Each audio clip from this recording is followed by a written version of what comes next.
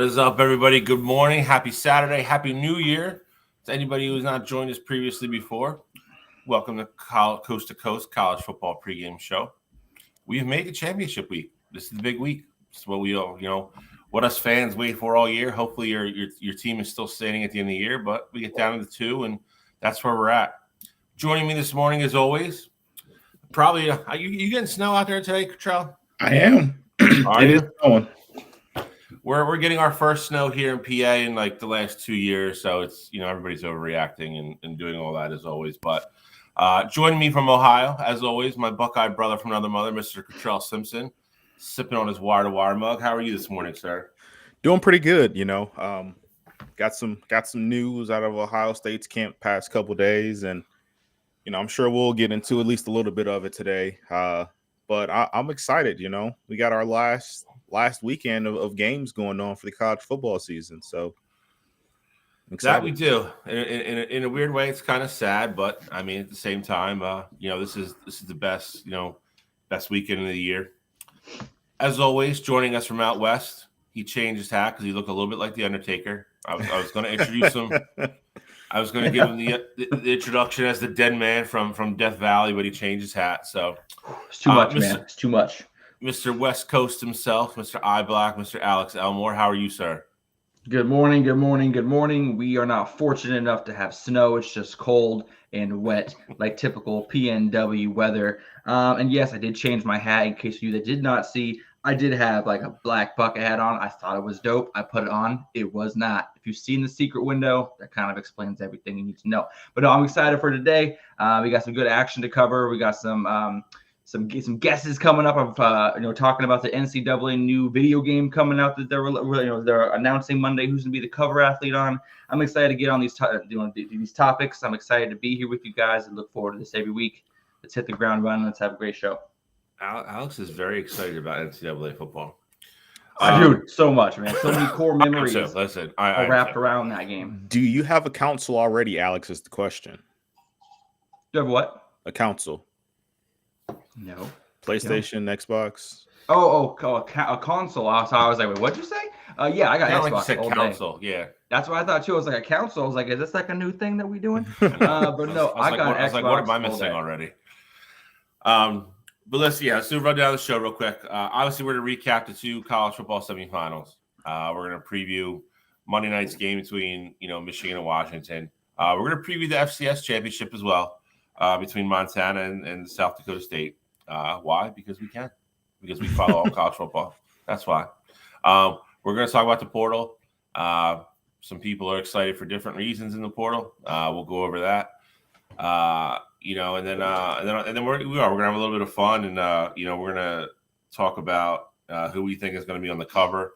There's been a bunch of different leaks, and a lot of them have been confirmed to be not true. So, we're gonna go over who we think is going to be announced on Monday night to be the cover athlete of NCAA 24, which I think we all have very high hopes for, and because the old NCAA games, in my opinion, are always better than Madden. I think they're some of the best games ever made. And then we'll probably just get into some general discussion about, just anything. I mean, if we have time. So, I mean, that's the fun nature of this week's show. And of course, we the 3 of us got into kind of going over our team's schedule for 2024. So maybe we'll do that on here. One team is at least playing a major schedule. One team is not. One team is kind of in between. But I don't know. It's like they knew like they had to give the defending champions a tough schedule next year. Just saying, it's kind of weird. Washington's schedule looks tough. They're just sick of seeing Cottrell with the haymaker. I'm gonna say I think it's because they're sick of seeing Michigan in the Natty, or sick of seeing them in the college football playoff. I'm sick of seeing that yellow and blue. They're trying to knock them out next year so other people can enjoy their team's success. Listen, if we win Monday, I can't even tell you how much I don't care what happens next year. I look, you get like a 6-year reprieve, not gonna lie. Do. Like my time is up, so like I can't steal bask in 2014. Like I can mention it, but like I can't like fall back on that. Like you're outside the window now. Yeah, I'm outside the window, exactly. But like now you're gonna be good to like 2030. So like nothing matters. No, like if somebody gives me shit in 2027, I'm just gonna start yelling 2023. Exactly, and that's okay. Like you get a free pass. That's right. Alex, So I know answer- you can't relate. I know your team. You're not used to it's uncharted territories for you, but Haymaker, Alex. It's not funny when you're getting hit in the face, is it? All right, That's let's get not started. Well, let's get started. Let's start last week. Let's start recapping with 2 semifinal games. Listen, if you're a college football fan, even if you don't like any of these 4 teams, you were blessed with 2 great games. I'm gonna give our show and even Wire to Wire credit, because when we're right, we're right. They were 2 distinctly different type of football games, just like we said they were going to be. Michigan and Alabama is going to be a little more physical, a little more smash mouth. Close game went to overtime. You got to Texas, Washington, and it was a little bit more aired out, a little bit more up and down the field, and a little, I won't say loosey goosey, but a little bit more, open in the playbook, shall we say? And both games didn't disappoint. Which game? Who's pushing the buttons today? I got the buttons. But we are starting with, I would assume. We'll do the recaps first. I wasn't able to make the slides for the 2 recap games. I focused way too much energy on the net championship slides. All right. Well, so for all the people that are going to call customer service and complain this morning, direct your emails to Alex Elmore. I mean, it's not even like he lives on that West Coast. You got 3 extra hours to get stuff done, but I mean, it's fine. It's fine. Alex, you're getting all the shots today. All the shots. That's cool, man. I'll take them because I gotta dish them out later. So bring them on now while you can. So we'll start with Michigan, Alabama. 27-20 in the Rose Bowl. The granddaddy of them all, the best setting in college football. I love that a lot of people after the game are saying they should play the national championship there every year. I couldn't agree more with that. Especially now. Yeah, I agree. I actually wish that would have got more steam before they decided on all the playoff spots for the next couple of years already, because they're already predetermined, unfortunately. But I think that's great. I mean, because if you're being quite honestly, it's about as neutral as it gets. And Alex, don't take this the wrong way, but I'm just simply saying, if a team from that section of the country doesn't make it, everybody's got to travel there. Like, you don't run in like for instance, if Texas would have won Monday, they pretty much would have had a home game Monday night in Houston. And that part of it I don't like, because the national championship game should be neutral.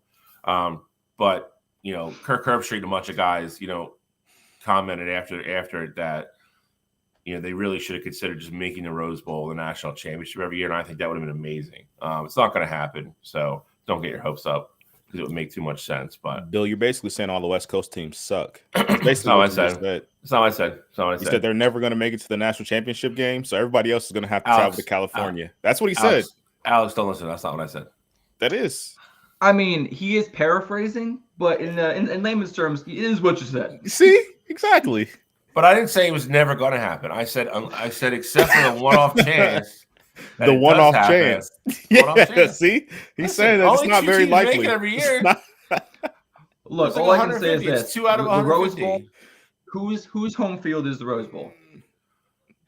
At this point, it should be Ohio State, but right. But it's UCLA. They are never making it to the national championship, so I'm cool with it being at the Rose Bowl every year. I got a quick little hour-and-a-half flight down south. Y'all can come out to nicer weather. Nobody's complaining, so I'm cool with it. But Bill, how dare you say that we won't wake you very often? This is gonna be a long show. Just think, we got to deal with this energy is going to be us all next year, all in the same conference. We all play each other. This is going to be great. Yeah, we might have to change the name of the show next year. Yeah, just Big Ten. Yeah, because even Gene at that point, Gene's still Big Ten. Well, I don't know. We'll see. You never know. Gene, never know. Well, I mean, time frame we're talking. If it's like November, he'll probably be down in SEC country. But October, September. Oh yeah, he's Big Ten with us. There we go. It's true. Oh man, 27-20, Bill. You had one of the, like I said, we thought it was going to be a defensive showdown. It was just kind of a tale of 2 halves, and then overtime was another momentum change. I mean, how are you feeling during the entire game? I mean, obviously we're enjoying a good football game, but you had something actually up for grabs. How did you feel while watching? It was nerve wracking. I'll say this: they came out on fire. Kind of, supplanted themselves right away on the line of the defensive line really, dominating up front, and I love that part of it. But yet, I mean, Alabama still scored first, and I feel like we really were definitely the way better team in the first half, and to go into halftime only up 13-10. I know we joke about it a lot, but I mean, in my opinion, Nick Saban's best college coach ever. You have to give the man his credit. Knowing he's going to go in the locker room, there's going to be a lot of hooting and hollering and yelling and motivating, and on top of that, there's going to be adjustments. Nick Saban is historically famously known for changing defenses, at halftime and coming out, and it was kind of a prototypical Nick Saban thing. It was they came out in the second half, they made defensive adjustments. We started getting too cute with our play calling, and of course, he got the offense going, and I was like, here it comes. When they went up, 20-13, I won't lie, it got very worrisome at that point. I will give Jim Harbaugh credit. When it was 4th and 2 on their own 30, I thought for sure he was going to punt the ball and try to get the ball back. He went for it. They ran that pretty little slip play to Blake Corum out in the flat, and he went for 40 yards. Then I thought we had a chance. That I got a little bit more optimistic at that point. And then they went in and scored. I went from super. It was one of those momentum swings where I got super confident to. I was like, why do we score too fast? Too fast? I'm like, the one thing I was confident about is they could not throw the ball all day. They wanted nothing to do with Will Johnson. They took their shots earlier in the game, which they've done earlier in the year. Cottrell's mentioned it, even Alex and Gene some as well. That was pretty much the extent of their passing game all year. It was little dinks and dunks, or Jalen Miller tried to throw a bomb. Michigan was very cognizant of that, took it away early. They didn't go back to it at all the rest of the game. But a minute and 30 in college football, especially when they stop the clock for first down, stuff like that, that is an eternity. Their field goal kicker was kicking the ball. He was going to be good from 60 if they had to try it. So I was like, they take the touchback. They need 35 yards in a minute and a half to get in the field goal range.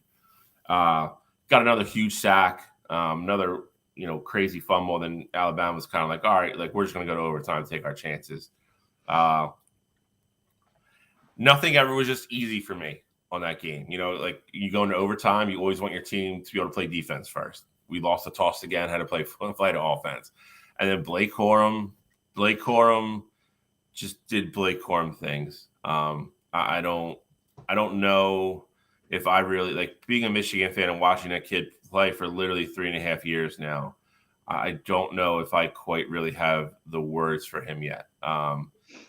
To think, you look at Ohio State. Ohio State is wide receiver U. Michigan always has good running backs. And there's been some really, really, really good running backs that have come out of that school. And he's probably the best running back to ever play at Michigan. And I think that's kind of crazy to say. But I think that's really where he is. I mean, that kid is the heart and soul of that team.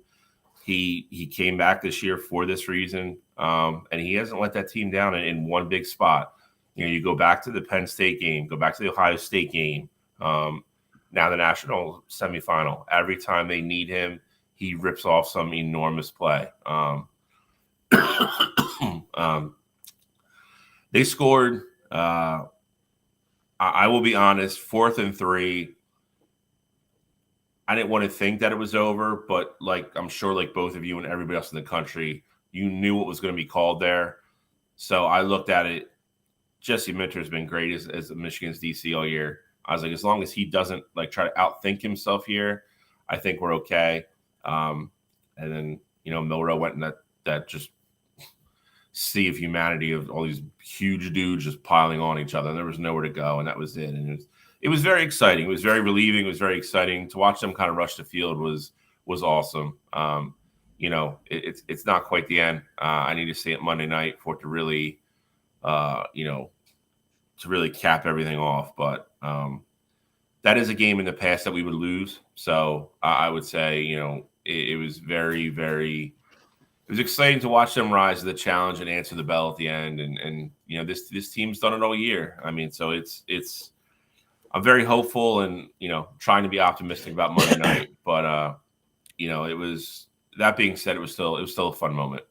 So it's it's funny that like some of the things that you said there, like I had like a couple big takeaways from it. Number one being, I know what Blake has done for Michigan, like what his numbers look like. And I might be crazy saying it, but like I still think Donovan Edwards is a better running back and will be a better running back, not career wise, but like he's a better NFL prospect. You see next year, he will look better than what Blake did. But like Blake's numbers are undeniable at this point. Agreed. The other thing too is that I'm 100% with you. Seeing how bad Alabama looked in that first half, knowing that they were only going in down 3, definitely made me feel like this was an Alabama game to win. Like it felt like Michigan had dominated. I even said it on Wire to Wire. I felt like pretty much throughout the whole game, Michigan looked like the better team. I know they looked very lethargic coming out in the second half. Like the offense wasn't moving the ball. You had some drops, some missed passes, things like that. But to me, it never felt like Michigan ever like didn't look like the better team in that game. And so even when Alabama went up, I thought at that point, like, this is over. Alabama's going to win this football game, and they're not even, like, playing like they're the better team. Michigan's really just shooting themselves in the foot. The turnovers, like I said, missed passes, drop balls, things like that. And, you bring up the fourth down on your own 30. I 100% knew Jim was going for it there, but I thought that was because he had that much confidence in the defense. Like, hey, even if we turn the ball over here, we know their kicker's making it from everywhere 50 and in, potentially, even further than 50. But I felt like he just had the trust in his defense. Perfect play call. Obviously, Alabama had been running man all night, and that is one thing that I will get on Saban about. He made great adjustments throughout the entire game. Man coverage pretty much didn't work, and they ran it every single time that like a play needed to be made. That fourth down, well, not the fourth down, but the play that Blake Corum actually scored on to tie the game, man coverage slipped out. And Roman Wilson. Yeah, so Blake slipped out the backfield. Roman Wilson got free on the drag there, but man coverage had been an issue for them all night. Alabama wasn't able to pass things off, communicate correctly. So I don't know why you'd go man coverage there. I get, you want to make a play, it's tight quarters, things like that, but flat was wide open to Blake Corum for an easy first down pickup. So that's like my one gripe with Saban there. I love the fourth down play call. Originally, I thought I hated it with Jalen Milroe in overtime. It was an RPO. It got open. Running back out leveraged the linebacker that was supposed to be covering them. Bad snap. Jalen Milroe didn't even get a chance to read anything. Went straight up the middle, and obviously that was the game there. But it was a great game. And the other thing that I did want to touch on too, no matter how great these games are, Alabama and Michigan was absolutely phenomenal. Washington and Texas was absolutely phenomenal. Don't let that distract you from the fact that Florida State still deserved to be in. Did the committee make the right call in picking the 4 best or the four teams that would give us the most entertaining playoff? Yeah. I mean, after seeing those games, I don't know how you could argue that.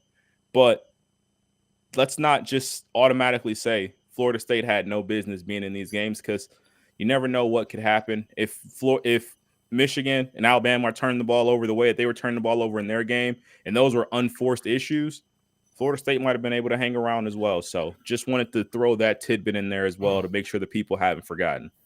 I'm going to say this real quick before I let Alex come in. I think Milroe had, 104 passing yards, something like that. No, it was 116. 116. Florida State's defense, especially up front, is arguably better than Alabama's. I think it is better than Alabama's. Alabama's back end is obviously better. I will tell you, if Florida State would have went to the Rose Bowl and played Michigan, the game would have looked very, very similar. very similar. They would have tried to run the ball, which I was shocked. That was the one thing I said it Wednesday night that I was shocked that they got away from. I think they tried to force Milroe too much because Chase McClanahan and the other freshmen, they ran the ball well. They ran the ball effectively. I mean, McClanahan had 17 carries for like 90 yards or something like that, and 2 touchdowns. Like every time every time they went to the right side, they had success, and they just stopped doing it. That was surprising. That's more on Tommy Rees than Nick Saban, obviously. But I'm not saying you get an overtime thriller. I'm not saying Florida State wins the game. I'm telling you, all the people that use the excuse, if Florida State plays Michigan, they're going to lose by 30. That wouldn't have happened. I'm telling you, it wouldn't have happened. Florida State's defense is very good. That all those guys that either transferred out, hit the portal, or decided to sit out and declare, they all would have played. You would not have got the team that played Georgia. You would have got their full team minus Travis Henry. Jordan Travis, sorry. They would have went up there and played their hearts out. And the people are like, oh, well, yeah. And I told you this when it happened. They gave them Georgia on purpose. If you went by their criteria, they should have fallen further down. They gave them Georgia on purpose because they knew there's definitely going to be opt-outs because the game became meaningless. They knew, Coleman and all those guys were not going to play. And then you had a bunch of other guys at the portal. It's okay, yeah, they lost by 60 to Georgia. Yeah, no crap. Georgia played their starters. Florida State was missing 19 starters out of 22. Like, what do you think was going to happen? That game is not indicative of their season to me. I still do. I still feel awful for what happened to them. And if you want to take the Nick Saban part out of it, did Alabama really impress you that much that you thought they had to be there after watching that performance? They really didn't for me. But it is. Michigan is the number 1 defense in the country. I mean, what did you expect to see that would have put Alabama in that deserving spot for you? But they had to beat you to be deserving? My point is, how much different do you think it would have looked if Florida State was there? That was everybody's argument. Florida State was going to lose by 30 to play Michigan. That was everybody's excuse because they were going to play their backup quarterback. Jalen Milroe had 114 yards passing. I bet you that kid from Florida State could have got 100 yards passing. So if you get to that point, then what is really the difference in the game? That's my point. Especially if Michigan's turning the ball over. Correct. So unforced. It's not like Bama, punched the ball out and did things like that. Like we're talking about drop punts and all the special team stuff had nothing to do with Alabama. So you can't even say, oh, well, Alabama forced 3 turnovers. Florida State might not do that, because that's a logical argument at that point. That's not what happened in that game. We were dropping punts. We couldn't catch punts. Like, we almost got a damn safety to end the goddamn game at the end. Like, it's stuff like that. Alabama is a very good football team. I'm not saying they're not. Correct. I'm just saying, and that was never my argument. Florida State was deserving to be there. And then you got people, oh, if they would have beat Georgia, they could have been, 14-0. Cool. They've been 14-0 and finished the year number 2. And nobody would have cared. Like, that's what I mean. Like, there was going to be no, moral championship victory here for Florida State if they beat Georgia. That game was meaningless for them. It meant nothing. There wasn't going to be some argument 20 years from now, like, oh, well, yeah, Florida State was 14-0. Well, you can't use that argument and be like, oh, well, yeah, they're kind of co-championships, because you people didn't even believe in them enough to give them a chance to win the real one. So now you're going to tell me that you want to have an argument saying they're co-champions with either Michigan or Washington come Monday night? No, it makes no sense. The only trophy that matters is going to be the Monday night one, and it's going to go either to Spokane, it's going to Ann Arbor. That's where it's going, and that's who's going to be champions. If Florida State was 14-0, they were never getting any recognition. They can go hang their own banner and do whatever they want, like Central Florida. It's just funny that people are like, oh, well, they should have done this to get this. No, they should have been given the opportunity that they deserve to prove it. And if they lost, they lost. And then that whole narrative gets put to bed. Nobody cares anymore. But now people, it's just all I don't like the shitting on the Florida State program now. Like, you have a 13-0 year and you have that great of a year and you do everything you are told to do, and they get ripped away for other reasons, and let's just be honest with the stuff that's already come out now, it was done for other reasons. You can't be mad at those kids. Like if I'm in Florida State and I'm like, I go 13-0 and I don't get a chance to play for the championship, like why am I staying here? Like I'm in Florida State. This isn't Central Florida.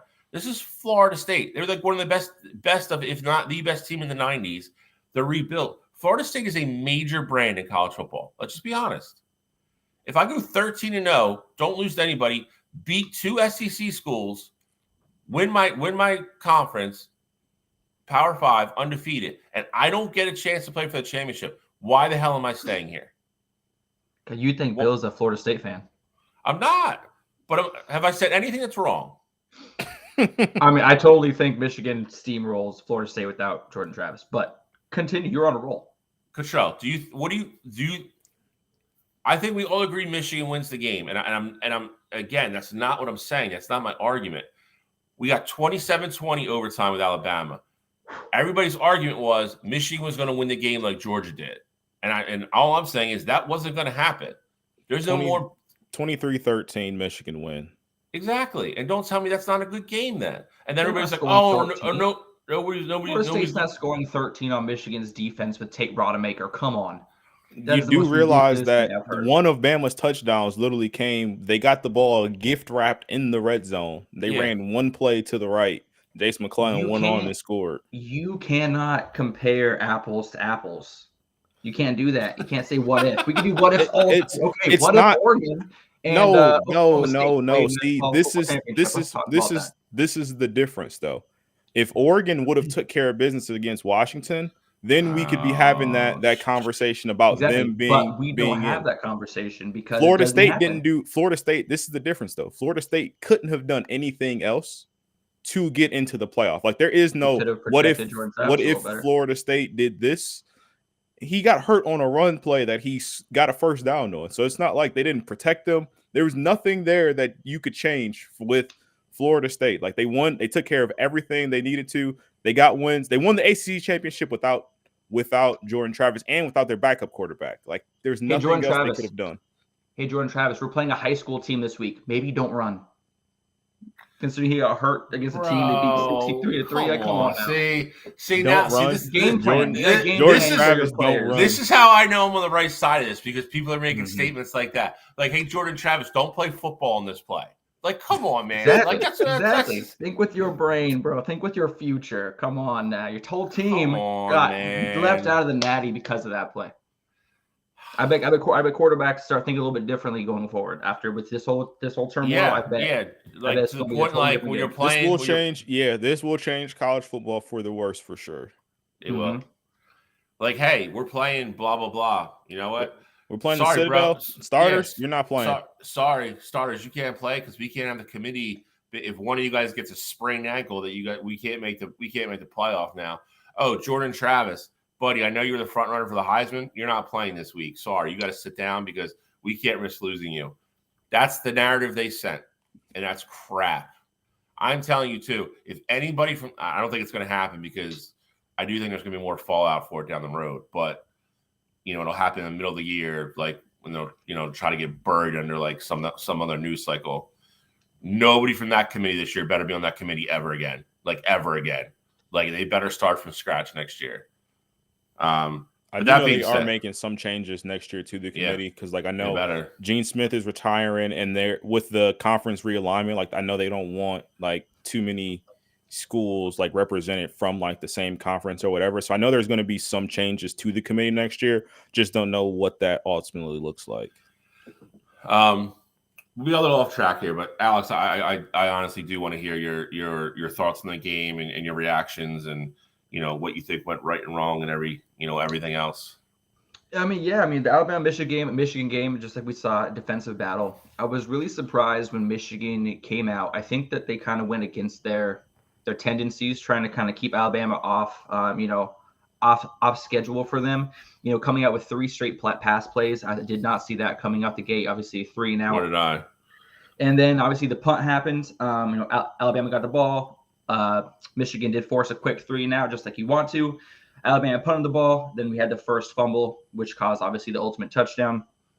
But ultimately from there, it was kind of back and forth. I mean, Michigan kind of became themselves again on their second possession, on a 10-play, 75-yard drive. And once that happened, I knew we were in for a ground and pound hell of a game as soon as that drive happened, and it was 7-7. I got a little nervous for you, Bill, in the fourth quarter when they missed the field goal down 17-13. I got a little bit nervous when that happened. But then again, like I said, I mean, Michigan just found ways to battle back in. J.J. McCarthy made some great throws. I was talking a lot last week about how he hasn't thrown for over 150 yards in 4 straight weeks. And, he showed up this last week with 3 touchdown passes, 227 yards. I mean, this is honestly, I think you said it on Wire to Wire, or Gene said it to Wire to Wire, that his last drive down the field, to tie the game up at 20, that's a drive you send to NFL scouts. Like, he looked in complete control of his guys. They were looking to him in the huddle. He was making throws, keeping everybody calm. I saw no pressure on anybody's face. I mean, that's the exact drive you expect your quarterback to give you in that moment. We saw flashes of how good he could be last year when they came back in the game. They ultimately lost to TCU. So it was nice to see him lead his troops down the field and actually take them to the next game and have a chance to win the national championship. Blake Corum had over 120 total yards, 2 touchdowns. I mean, he did exactly what he needed to do. When I was watching that last play in overtime, Alabama kind of botched a little bit and ultimately cost them the game. We were talking in the group chat about, man, how do you call that play? But then it wasn't until like the next day when they were really breaking down tape and really showing what was actually supposed to happen that play. It was supposed to be an RPO. They had the running back going out to the flats, and they had 2 blockers in front of him. If that snap is good, we're going to a second overtime. And ultimately that center ended up transferring out of Alabama. Who knows what his reasons were? Obviously, it's pretty obvious what they were. But like I said, the play that Nick Saban called, just like Bill said, Nick Saban is a genius. The play he called was fantastic. It was going to work. The only thing that could have botched it happened, the bad snap. And that's where we play these games. And I'm looking forward to – I would have been happy with whoever came out of that game. And, Bill, I am happy it was you. I did pick Alabama. But for me, this game was a pick-em. And I'm glad that I'm able to talk shit to you one more week. No, not happy. No, not happy whatsoever. It's funny. I told Gene, we were talking a couple days ago, like not on the show. And I was like, yeah, I still got to hate Bill for another week. Like, I hope he's miserable starting Monday night. And then on Tuesday, we could be friends again. But like right now, no, not rooting for you. I want you to be sad and, all that stuff. Gene's my only real friend on the show. He wants to see my team succeed and me be happy for the next 364 days. He's my only real goddamn friend on the show. Nope. We could be friends on like the 10th. Like, I saw y'all after the Eagles won the Super Bowl. I'm good. I don't want to see that again, Bill. Oh, what are you sad you don't have an NFL team? That's not my problem. Tell somebody in Oregon to get some goddamn money and move a team there. I got a 49ers onesie on right now, custom, homemade onesie. Okay, I'm good. So I do want to go back to Saban because he was on a bunch of shows and then he was on McAfee. He was talking. I want to go over 2 things that both you guys brought up. He said the one thing that threw them off defensively was so many teams in college football now literally just kind of get the play called in, line up, and then usually look to the sign, get their checks, their signals, and then shift. Michigan actually huddled all night, and he said it threw them off because they would come out of the huddle, and the kids had to kind of run the line to match. And then when Michigan started shifting, it screwed them up, kind of like, this gets back to what Cottrell brought up earlier. They weren't switching their assignments correctly. You guys breaking over into like huge chunks of space with nobody covering them because, guys weren't following or guys thought they were checking the zone and they weren't. He said that they were not prepared for, and that really surprised them. And the second thing was he actually said the first call they had for overtime on that play, they loved. Michigan obviously saw the look, called timeout to adjust. Michigan then came out in a different defense, and Saban's like, we hated that look, so we called our timeout. He's like, and then he said the mistake they made was when they went back out for the play they actually ultimately ran. Obviously, the snap messed it up a little bit, but he kind of intimated that they weren't really going to run the option part of that anyway. I think it was still supposed to go Milroe. I think it was just the snap kind of made him speed up a little bit more than they wanted to. He said the part they screwed up is when they went out for the actual play, they said they still didn't really like the look, and they should have gave Milroe a play to check to, and they didn't. Like they should have had a play where they could have looked and be like, "Hey, Audubon, we're going to this," and they didn't, which kind of forced their hand. So that was kind of cool to like for him to come on and kind of be not that he's never honest. I mean, he's brutally honest sometimes, which makes him funny, but it was cool for him to kind of pull back the curtain and say like, hey, this is what happened here. This is what happened here. Because a lot of coaches don't do that. So that was very interesting to hear. Overall, again, obviously I'm ecstatic with the outcome of the game. For them to finally get over the hump, beat Alabama, obviously, which you ever beat Alabama in a bowl game, it's something, it's a feather in your hat for sure. But we'll get to Monday night in a couple minutes here, but let's get to the other game, because the other game was equally as exciting for, I think, different reasons. And we had a great ending there too, when I didn't think we were going to have one. Washington, Texas, a lot of people were all over Texas. This game kind of, it didn't play out the way I thought it was going to in regard, like the score was kind of very close to what I picked, but it was a little bit of a messier game than I thought both these teams were going to play, if I'm being honest, especially from the Texas side. But this was the type of game that I thought, it's kind of the reason why I picked Washington. I thought this is kind of what it was going to boil down to. And it was kind of, I thought the resiliency was going to matter a little bit. And I thought they had matchups they could exploit. And I think some people were a little bit overconfident in that Texas defense, and I wasn't one of them. I thought you could run the ball on them, and I knew they were going to be able to throw the ball on them. I think people were still reeling the Texas bandwagon because obviously they have a stable of receivers that are great as well, and they have Quinn Ewers. I mean, it's hard. If you were a Texas fan, it was hard not to be confident going into that game. You got to call it like it is. I mean, I think Michael Penix Jr. outplayed Quinn Ewers, and if you would have asked me before the game if that would have been the case, I don't know if I would have picked that. I think Quinn Ewers is the better quarterback. He's definitely the better pro prospect. Michael Penix Jr. is just having a hell of a year. And he's 3 years older than Ewers, probably more than that. It was another tale of teams, executing when they had to, and also teams making mistakes to keep the other team in the game. It is but it was a hell of a game. I mean, it delivered at the end again. I mean, Quinn Ewers hit that bomb. I see them get the ball at the 2-yard line. I was like, they don't have enough time to get on the field. Like, and then he turns around and hits like a 45-yard play, and I'm like, oh. Yeah. They have 30 seconds, and now they're like on the 20. I'm like, that's an eternity in football. You know what I mean? So I was like, Texas is going to pull this game out. This is crazy.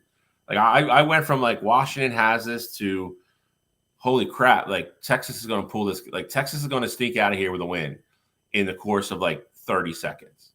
I was back down to normal heart rate at that point, obviously coming off my high, but if I was a Washington or Texas fan watching the end of that game, I'd have been going crazy. That was debatably more stressful than the end of my game. I'll go to Cottrell first on this one. You're a big Quinn guy for obvious reasons. I'm a big Quinn guy. I think he's very good. But again, I think Michael Penix outplayed him. And I think Washington. I hate to say it too. This is kind of one of the reasons I picked Washington. I think Washington had a better game plan. And they finally just, got enough rhythm to pull it off. I don't know. What did you think? Yeah. So you talk about game plan. I'm a Kalen DeBoer fan. He coaches his ass off in these types of games, and whatever way you slice it with him, he's a guy who knows what to say to his team to get the most out of them in certain situations. So I say that because, there was times throughout this season where it felt like Washington was always in a position to lose a football game. and they somehow always found a way to come out on the right side of things. Now, normally with teams like that, you're going to find it like you're going to make one mistake too many in a game and then find a way to lose it. But to me, at least, Washington always looks prepared in their games. It's about how they look in like the intermediate portions to how they close the game out.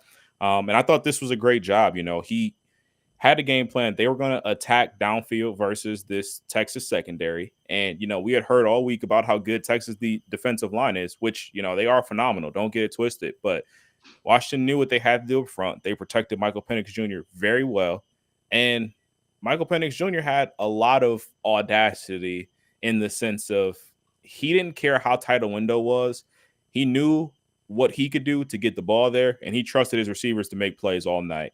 The back shoulder throw with pressure in his face to Rome Odunze up the sideline was absolutely incredible. The touchdown pass to McMillan between the corner and the backside safety, thread needle there, absolutely incredible.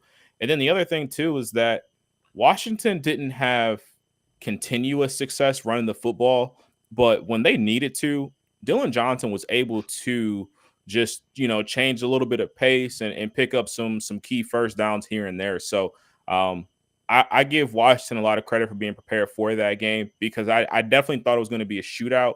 And, to the flip side of that, Texas also did shoot themselves in the foot a couple times. I know Washington forced a fumble, but poor bad ball security there, had the ball in the wrong hand with defenders around him. Like that's stuff that could be cleaned up. But overall, definitely was a great game. And I even said it on Wire to Wire. The one other thing that I'll add with Dillon Johnson, I understand that he was hurt there and, probably felt like the worst pain in the world. You have to know, and I'm not blaming him or anything, but like just in general, you have to know that situation. And regardless, like you got to just like, if you can get somebody to help you, 2 arms, you can't let that injury timeout happen there. Everybody on the field has to know that. And you've seen it on other games like Byron Leftwich at Marshall, obviously one that comes to mind. Broken leg. He's like, got to get back in the huddle. Can't let this time waste off. But that's just, I think, a situational thing where even if he can't get up, his lineman would be like, hey, we'll carry you to the sidelines. Like, we got to run this time off. Look, man, on that play it was 3rd and 10. Okay. They're trying to run the clock out. Why not just hand it off? You're not going to get 10 yards on an inside handoff. Why not just kneel? Why not take the time off guarantee without risking injury? Why pull a Mario Cristobal and even try to run the ball there and risk turnover? That's not a Mario Cristobal because the time wouldn't have run out. Like you kneel the ball, that takes 1 or 2 seconds. 15 seconds left. But if you hand the ball off, it could be like 8 seconds or 7 seconds. Like I understand why you hand the ball off there, but I mean, I see both sides of it. I'll say that. I don't think it's a blunder by DeBoer though. Because if you hand the ball off and you get like 4 or 5 yards, and that takes he got 5 yards. He got 5 yards on the play. It was 4th and 4 when they punted. He got 5 yards on the rush play. But Dillon Johnson didn't get up. No, he did not. He did not get up. You're dang right about that. And now he's questionable for Monday. But the point is that Dillon Johnson, like I said, they should have kneeled the ball there. There's a couple questionable. You guys talking about Kalen DeBoer. He coaches for his guys. There's a couple questionable. I picked Washington to win. But there's a couple moments in this game where their coaching actually did leave me a little bit wanting more and kind of curious what made him make that call. And that is one of them. I thought to myself, boom, kneel it out here, pump the ball, get him inside their own 10. With 15 seconds left, game over. Instead, he ran the ball. Injury happens. Not to mention, it's not like an injury to a backup running back. It's the injury to their 1,000-yard rusher, the guy who's ran for 700 yards against ranked opponents this year. Like, this isn't just some like random bench warmer. This is like their guy. So it made me a little bit upset to see that they're going to the national championship with Dillon Johnson a little banged up. But what you both hit the nail on the head in this game was absolutely phenomenal. I was talking about how Washington won this game with like 5 minutes left in the game, and then all of a sudden Texas makes this comeback and has a chance to win at the end there honestly, it could have been called pass interference on that last play. I don't know if you guys have that same opinion or not. on Adonai Mitchell. The guy had his hand was pushing off of him to ultimately deflect the pass. Did you guys happen to see that angle? And do you guys think that it was a pass interference? I saw the angle last play of the game. There's absolutely no way in the world that I'm calling that. It's got to be egregious. It's got to be like your hand inside your jersey, like pulling them down. Like it's got to be something where they look at it and be like, the dude absolutely had no chance to catch the ball anymore because of what the defender did. I'm not necessarily saying by the letter of the law you're wrong. I agree with Cottrell. In that spot of the game, it has to be egregious to get called. Plus, they had been letting them play pretty much all night. Like you hadn't seen any. There was no ticky-tack calls. Like everything that I saw they got called for the most part was pretty egregious. The one that they called on Jabbar I thought was a little questionable. Like I thought he was there at a good time, but I mean outside of that, I thought they were letting them play. So just how the game flow was going, I wouldn't have caught that one there. But I do think that Texas kind of got into Washington, or Washington kind of got into Texas's head a little bit. I did expect Texas to run the ball a little bit more, kind of like how Bill had mentioned. They were having a lot of success on the ground. CJ Baxter was averaging 7.1 yards per carry, but only touched the ball 9 times. 64 yards and a touchdown off of those 9 carries. I am surprised they didn't try to control the clock a little bit more. Obviously, they did. Washington actually was able to dominate time of possession in this game by about 5 or 6 minutes. And, with Quinn Ewers going off for 318 yards, Michael Penix Jr. going off for another 430. I mean, this was the game I was hoping for. And as a West Coast guy, this is the exact football game that I wanted to see to close the night out. And I'm happy that Washington won. Pac-12 going out in style, going to a national championship game. But this is exactly what I wanted to happen. So I'm excited to talk about this game with you guys. It was pretty straightforward. It was a great game. I mean, there's really, if you saw it, you know what I'm talking about. So the one thing that I do want to add, because I'm with you, Alex, it felt like even early on, you could tell that Texas was going to dominate the line of scrimmage in terms of running the football. But I think Texas got very off schedule when Washington got the lead and how they got the lead. So they were chasing a possession, right before half, they scored a touchdown to tie it up right before half. But they were pretty much chasing points the entire second half. Washington got up, they were up 7, and then Texas fumbled, and then Washington ultimately got up 10. And at that point, they were just kind of chasing. So I get them trying to go downfield and score more because their defense really couldn't stop Washington. So they knew if it was going to be a track meet, they would have to score and score fast just to get the ball back to make that up. So I think that's really why they got away from it. But I'm 100% with you. After seeing how well Texas running the football, I definitely thought they were going to run the ball more often. Well, here's a little comment just to make. Last year, and this obviously the Ducks did not play in this game, but as a reflective thing looking back, Oregon was up by I think it was 28. Justin can correct me in the comments. Against Oregon, Oregon State was down 28 points to Oregon, and they ran the ball the entire second half and came back and ended up winning the game. So I get what you're saying. They kind of got off schedule trying to keep up, but I also think that you can control the game even better by continuing to run the ball. And honestly, if they keep handing the ball to CJ Baxter the way he was running, I think you take a full touchdown off the board for Washington with them controlling the clock. And I think we may have a different outcome if they just would have stuck to that ground game. To be completely honest with you, that's how bad Washington looked. And when the Ducks had success against Washington, it's when they were able to run the ball and not become one-dimensional. The second time they played Washington, they became very one-dimensional. That's ultimately why Washington looked 10 times better than the Ducks in that Pac-12 championship game. So I think Sark needs to kind of calm down a little bit in this situation next year when he's in the same position and call some more conservative plays, control the clock, control the ball, and not panic so fast. And I think, like I said, this game could have easily been reversed. Yeah, I agree. I think Texas had advantages where they stopped exploiting them, per se. Listen, I mean, Texas's defensive line was supposed to be great against the rush. I didn't think it was. I knew it was going to get tested. I think the biggest disadvantage they had there, Texas's front four didn't generate any pressure by themselves, really, against, with any kind of pass rush. That plays right into Washington's hands. And then on top of that, Washington could still run the ball. That really neutralized the best part of Texas's defense. And then on the flip side, again, I think with the way Washington was scoring at times at ease, I think Sarkisian should have ran the ball more. Take more time off the clock. Take the air out of the ball a little bit. You were having success with both backs. You didn't have to be the Quinn Ewers show to win that game.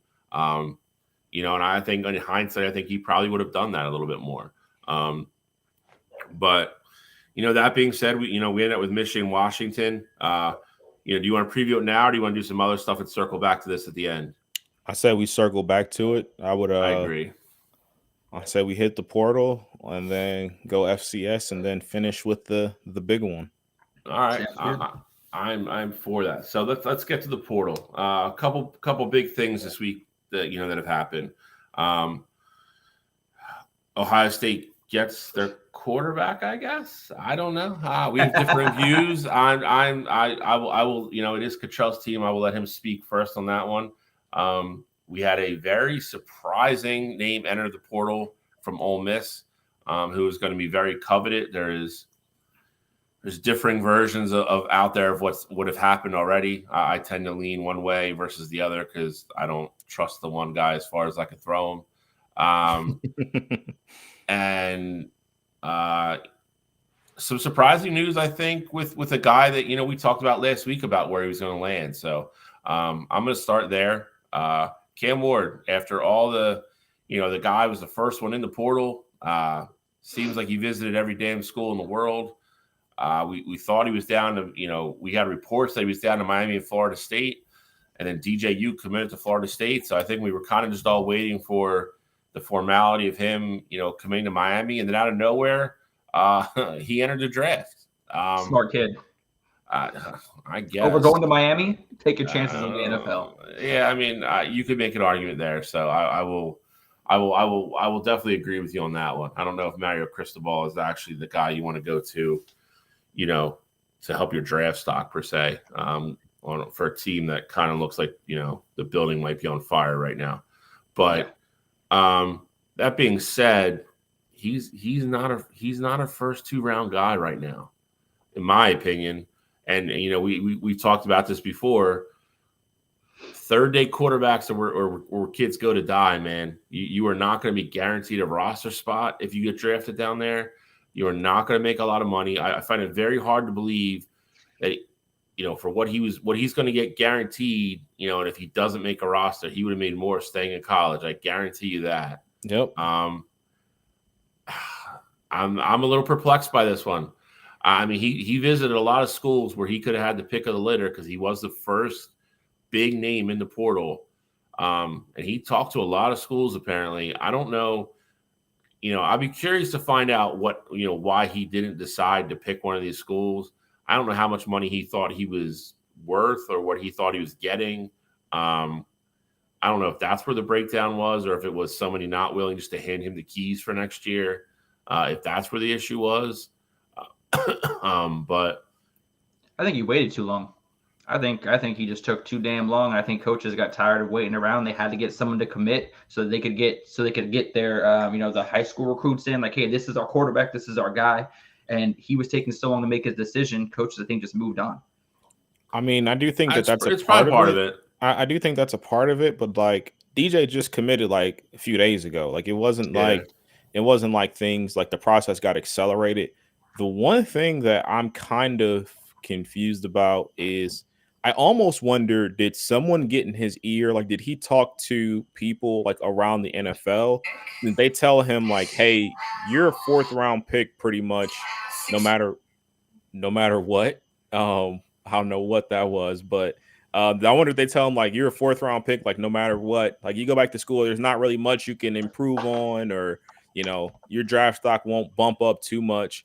But I almost, to me, it just doesn't make sense. I thought USC would be the perfect fit for him. Like if you want to go get developed by somebody, Lincoln Riley is going to give you all the opportunity in the world to be a good quarterback. Obviously, they lose out on Caleb Williams, and you stay on the West Coast. Like you were in Washington State, you get to go down to USC. It's warmer there. You got the pipeline to the NFL, and they just lost their 5-star kid to the portal. So like I thought that would have been the perfect fit, especially for a school that was in no rush to make a decision about who's going to be their quarterback next year. So you mentioned USC, which is interesting to me, and I agree with you. I think that would have been a good spot. Like you said, you go to Southern Cal, go into the Big Ten, you're going to get a bunch of media exposure. You get to play in Southern California. I mean, it doesn't get much better. plus all NIL. Plus NIL. You give all the resources in the world. And the kid that everybody thought was going to kind of be the next one there, he's already in the portal out of there in Malachi. And, we talk about him in a second, because if this story is bewildering to you, that one to me is maybe even worse. I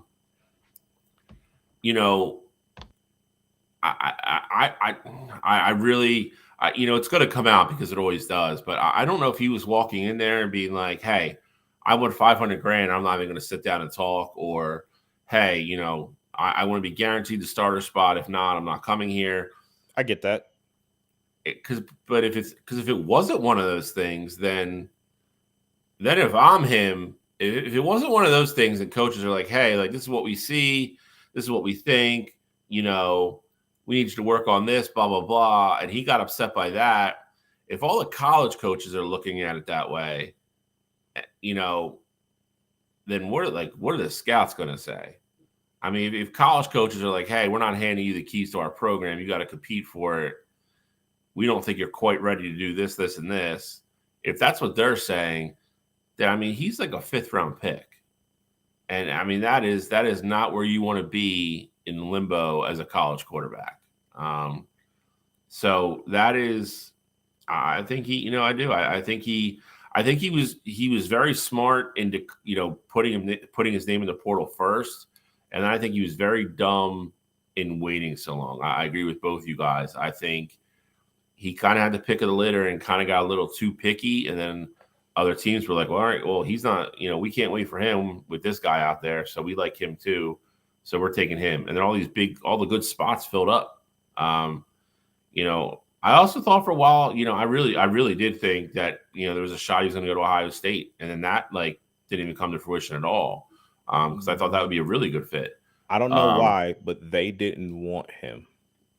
And again, all joking aside, well, I don't say all joking aside, but, that program historically is a very good evaluator of quarterbacks. So again, to me, if Ohio State's like, don't even bother coming, like, we're not interested, like, what are they all seeing, or what are a lot of these programs seeing and thinking that they're not interested in Cam Ward? Yeah, so, I agree with that too. Alex, did Cam, because I thought Oregon could have been a good spot as well. Like when he first got into the portal, especially again, West Coast connections. You're familiar with the conference, the big teams that you play, UCLA, USC, like Washington, like those guys are going to the Big Ten with you. So did Cam ever have interest from Oregon? So when he first entered the portal, it was rumored that they were going to kind of talk to him and go after him. He never got an official visit. I'm not sure if they asked him to or not, but he never accepted one. But he also, like you said, he was kind of going all over the country, from every corner, kind of seeing his options. I think he checked out Washington, Miami, Florida State. I'm not sure if he checked out any California schools, but he was kind of all over the place. He was really indecisive as far as which part of the country he wanted to be in. Even, I mean, the whole kind of process was just kind of like, honestly, it seemed like he was a 16-year-old kid trying to make a decision on his future, and he just didn't know what he wanted to do yet. I mean, he was kind of all over the place, changing his mind, flipping. I mean, he was just waiting for other people to make his decision for him. But he never came to Oregon. Oregon wanted to get that QB situation taken care of as soon as possible. And then I kind of knew the Ducks were going to land somebody in that first week to 2 weeks because they were not going to mess around and miss out on arm talent. And I'm glad that they didn't. But yeah, Cam Ward would have been a great fit in Oregon. I told you when he first entered the portal that he was on my list of guys I wanted to grab from the portal. And I thought that he was going to be the one that we actually did land ultimately. So I am pretty shocked by this. But then again, I'm also not shocked because, leading Washington State, he started out undefeated, and then he had a really rough patch there with the 6 straight losses. And that's where he had the majority of his turnovers in that stretch. So it doesn't surprise me. He had amazing wide receivers at Washington State, and he was able to, he still lost 7 games. So maybe, these bigger programs are like, you've had talent at Washington State this last year, not Ohio State, Marvin Harrison Jr. talent, but you had some talent out at the wide receiver position. I'm not sure if you can't do anything with that talent, what can you do with ours type thing. Like, I just don't think that coaches really liked him. I don't think Dan Lanning, after Dillon Gabriel entered the portal, I think it was kind of like all eyes went to him. Cam Ward was kind of more like a secondary thought, like a backup plan. Yeah, so I mean that is I will be shocked if we hear his name on day one or day two.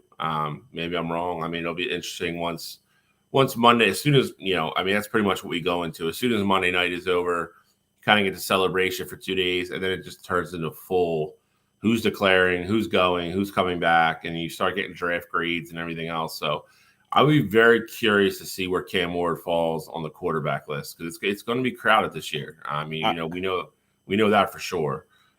It'll definitely be crowded this year, but I almost also wonder, did he think about it as a numbers game? Like in the sense of, yeah, all these quarterbacks are coming out this year. I know you still have some tweeners like JJ still, undecided at this point. Like we think Quinn's going back to school, but I almost wonder, did he play it as like a numbers game? So you have for sure, Aller is probably going to be coming out next year. I know regardless of what you think about him, just a quarterback at a big time school.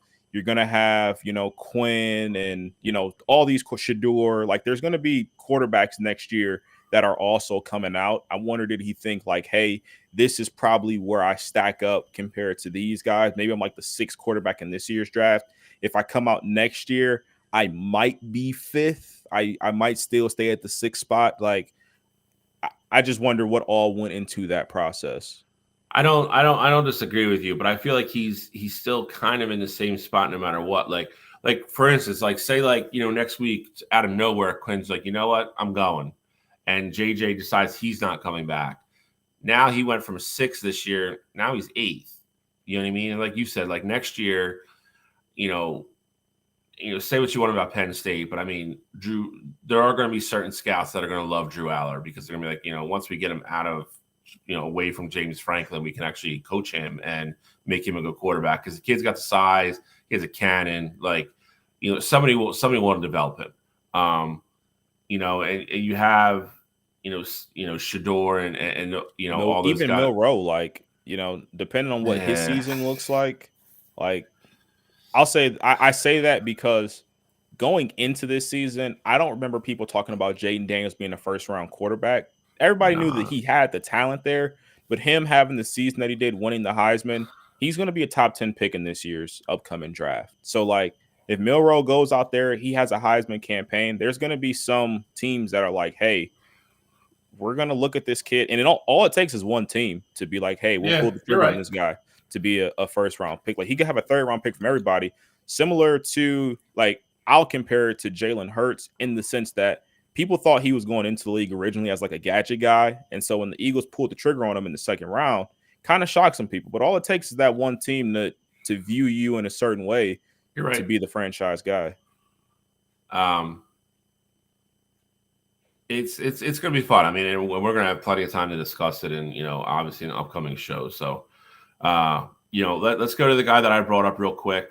Mr. Malachi from USC.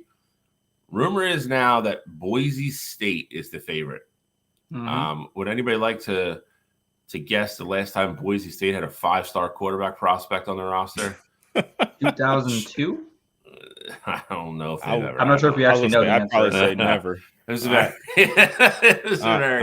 I go on the limb and say never. Say never. But apparently that's where they're going. That's the rumor. That's where he's gonna commit to.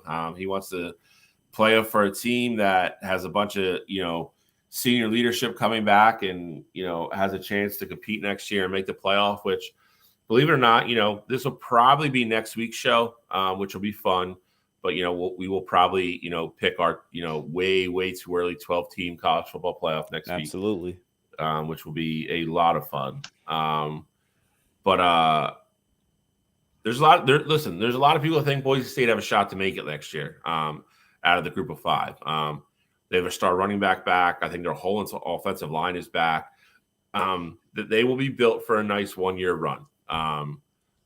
That being said, I mean, man, this kid was the prize jewel of the class last year for Lincoln Riley. He was the number 1 kid in the class. I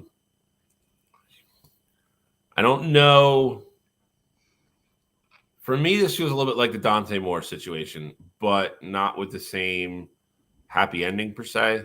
I think, relax, pervert. it was. Said happy ending. He said, I think Dante Moore, realized maybe he didn't have the best attitude, or maybe he was just, maybe not quite coachable enough, but had the maturity to acknowledge that and say, hey, I'm going to go to another big program, with a guy that Dan Lanning, that he obviously feels comfortable with. He was, he was committed there before, and I'm going to sit for a year and really learn the position and be a better quarterback. I don't know. Here's the difference for me. Dante Moore went into a situation where you could argue he should have started. He was the best quarterback on that roster, and I still believe that. Malachi had to know going into this year he was not playing. He was not going to be the starting quarterback at USC with Caleb Williams there. So for me to look at it from an outsider's point of view, that's just my point of view. If you're that kid and you've built up that kind of attitude already, going into a situation where I'm pretty sure Lincoln Riley was pretty straightforward with them, like, hey, learn the offense, get ready. It's going to be your team next year. You're not playing this year with Caleb Williams there. And for there still to be enough friction there and, enough, ill will that he's like, you know what, I don't want to be here anymore, to transfer to Boise State. And again, I'm not taking anything away from Boise State, but you're talking about USC, which is a blue blood program, which is literally about to hand you the keys to the program. And now you're going to play in the Mountain West. That's a big fall from grace. That's a big change, no matter how you slice it. Cottrell, Alex, I don't even know what to say. I really don't about this one. I mean, the only thing I could think of is he's going there to, one, have the chance to play immediately. Two, I think kind of like you said earlier, Boise State is really primed to have a good 1 year run. And I do feel like maybe he sees this as an opportunity to jump on a team that has the chance of making an at-large bid into the college football playoff next year. Not staying with USC is kind of a head scratcher, especially because, like you said, like there's no way he thought he was coming in out of high school and taking the starting job from the projected number 1 overall pick for the NFL draft. There's no way he thought that, right? Lincoln Riley definitely laid out the thing like, hey, learn this year, next year, keys are yours. So my only thought process behind this would be that he thinks he can go there, start from day one, and he thinks that Boise State is capable of going to the college football playoff. I mean, that's really kind of what I'm thinking of. He may see USC as you're going to a new Big Ten conference. We may have some struggles the first couple of years. Boise State's not going anywhere. They've had success last season. They got good weapons. This may be he may see this as his best chance to get to the biggest stage in college football. Maybe it might be a backdoor entrance, but this looks like that might be his thought process. But that's only me thinking, kind of like trying to get in his head and see where he's at. That's where my thought process goes. So for me, I think this is very cut and dry. I think the easiest situation to compare it to would be Arch Manning down in Texas. So at Texas, you had Quinn Ewers as your starting quarterback, and Malik Murphy had been the projected backup quarterback pretty much the entire season. At USC, it's a very similar situation. You talk about Caleb being the starter, and I think Malachi knew 100% he wasn't going to play a snap this year with Caleb being that guy, barring some crazy injury. Problem is that their backup quarterback is Miller Moss, and he hasn't gone anywhere in that program. I think that's really where the disconnect is with Malachi Nelson. Like, I don't think he felt like he had a chance to take the starting spot from him. And I think that's why Malachi ultimately hit the portal. Also, I've seen different things, different reports come from like USC's side of things. And they're saying that Malachi Nelson has struggled to read some defenses. So he has all the arm talent in the world, but Lincoln Riley is, offensive guru. Like, you have to understand what his offense does. Like, that's how all the guys that have come from his systems have that success. Like Jalen Hurts and, Baker, Kyler, like all these guys, you have to know what you're looking at. You have to know what your guys are running. And so I guess he's had some issues as a freshman. Most freshmen struggle, especially in a system that complex. But I think that's really why Malachi ultimately hit the portal. The part that I'm not surprised that he hit the portal. I'm surprised there wasn't more interest in him. So that also brings me to the fact, like, maybe this guy is I don't want to label him this because I don't know, but like maybe he's an issue in the locker room. Like maybe he's hard to work with. Like him being as highly touted as he was last year, like you said, Bill, number one player in the country, number one quarterback in the country, for Boise State and Cal and Tulane to be like the biggest schools that have interest in him, especially with so many schools losing quarterbacks, like that says something to me. Like Dante Moore, you saw Dante Moore not have the greatest season last year with UCLA. Thought it was good, but a team that highly coveted him the year before, they said, "Oh, you're back in the portal. We're going to try and get you again," and they did in Oregon. Like it's just weird to me that Malachi's not. He had no traction in this process. But I feel like, and that's what I get back to with Dante. I feel like Dante took his medicine, and if anybody made themselves look better in this portal, in my opinion, it's him, because it was like, hey, I clearly wasn't the model teammate and the model, player for that coaching staff. I'm going to take my medicine, realize I need to fix things, work on me. I'm going to go to a huge program, sit there for a year, learn the offense, become a better teammate, ingrain myself with my teammates, with the kids I'm going to play with for 2 years after that, and make myself a better player. But I hate to say it. You want to know why this is all starting to happen? Because you got these kids coming out of high school, you're handing them bags of cash. Listen, if anybody's the number one recruit in the country, you're getting every coach in the country telling you, that, they're just blowing sunshine up your ass anyway. I'm fine with that. You're getting those kids to try to come to your program. But now on top of that, now you're handing them loads of money. And it's just like, okay, not only are you the number one guy in the program, but, here's $500,000. That's how great we think you are. I'm not saying the kids are even wrong at that point then for step on campus and maybe even, their heads be a little bit too big. It's natural. You can't show an 18-year-old kid that much money and tell him all those things. And listen, we were all 18. We all remember we were 18. When we were 20, we thought we knew everything in the world. You know what I mean? Now you're going to do that with, oh, hey, you're the best college football player in the country. Hey, you're going to Southern California. Hey, here's a bunch of money. You're going to be the face of this program the 3 years after Caleb Williams leaves. How do you expect an 18-year-old to react to that? You know what I mean? It's very rare that you get the kids to handle it correctly, or at least you have the kids after a year, like a Dante Moore, and be like, you know what? I need to change some things on my end to become a better football player, and I'm going to do that. I love Dante Moore for that. I love Dante Moore to have the maturity to come out and be like, you know what? I didn't do it the right way in UCLA. I want a fresh start. I'm going to go do it the right way with another guy that I feel comfortable with in Dan Lanning in a good program, and I'm going to do it the right way and show everybody that I matured. But at the same time, like, I can't blame this all on the kids, because what do you expect an 18-year-old to do? If I was 18 years old coming out of high school, getting recruited by all these baseball programs, and somebody was like, hey, here's a Lambo and a $500,000, and we're going to put your poster all over our baseball stadium. Like, how do you think you guys would react? I know what I was like when I was 18. I know how I would have been. There's no way in hell I'm walking into that locker room my freshman year not thinking I'm the shit. That, like, I'm going to take over this program. Like, what? Like, that is like the part that, like, aggravates me about all this. Like, I hate the NCAA. I'm on record with that. I hate them. I can't stand them. But that being said, they're kids. We are losing that point of view more and more and more, because we're treating it more and more like a business, and that's not what college football is supposed to be. I know there is the business side of it, and I'm not saying there's not a better way to take away from the kids that are generating the billions of dollars that they are, because they are.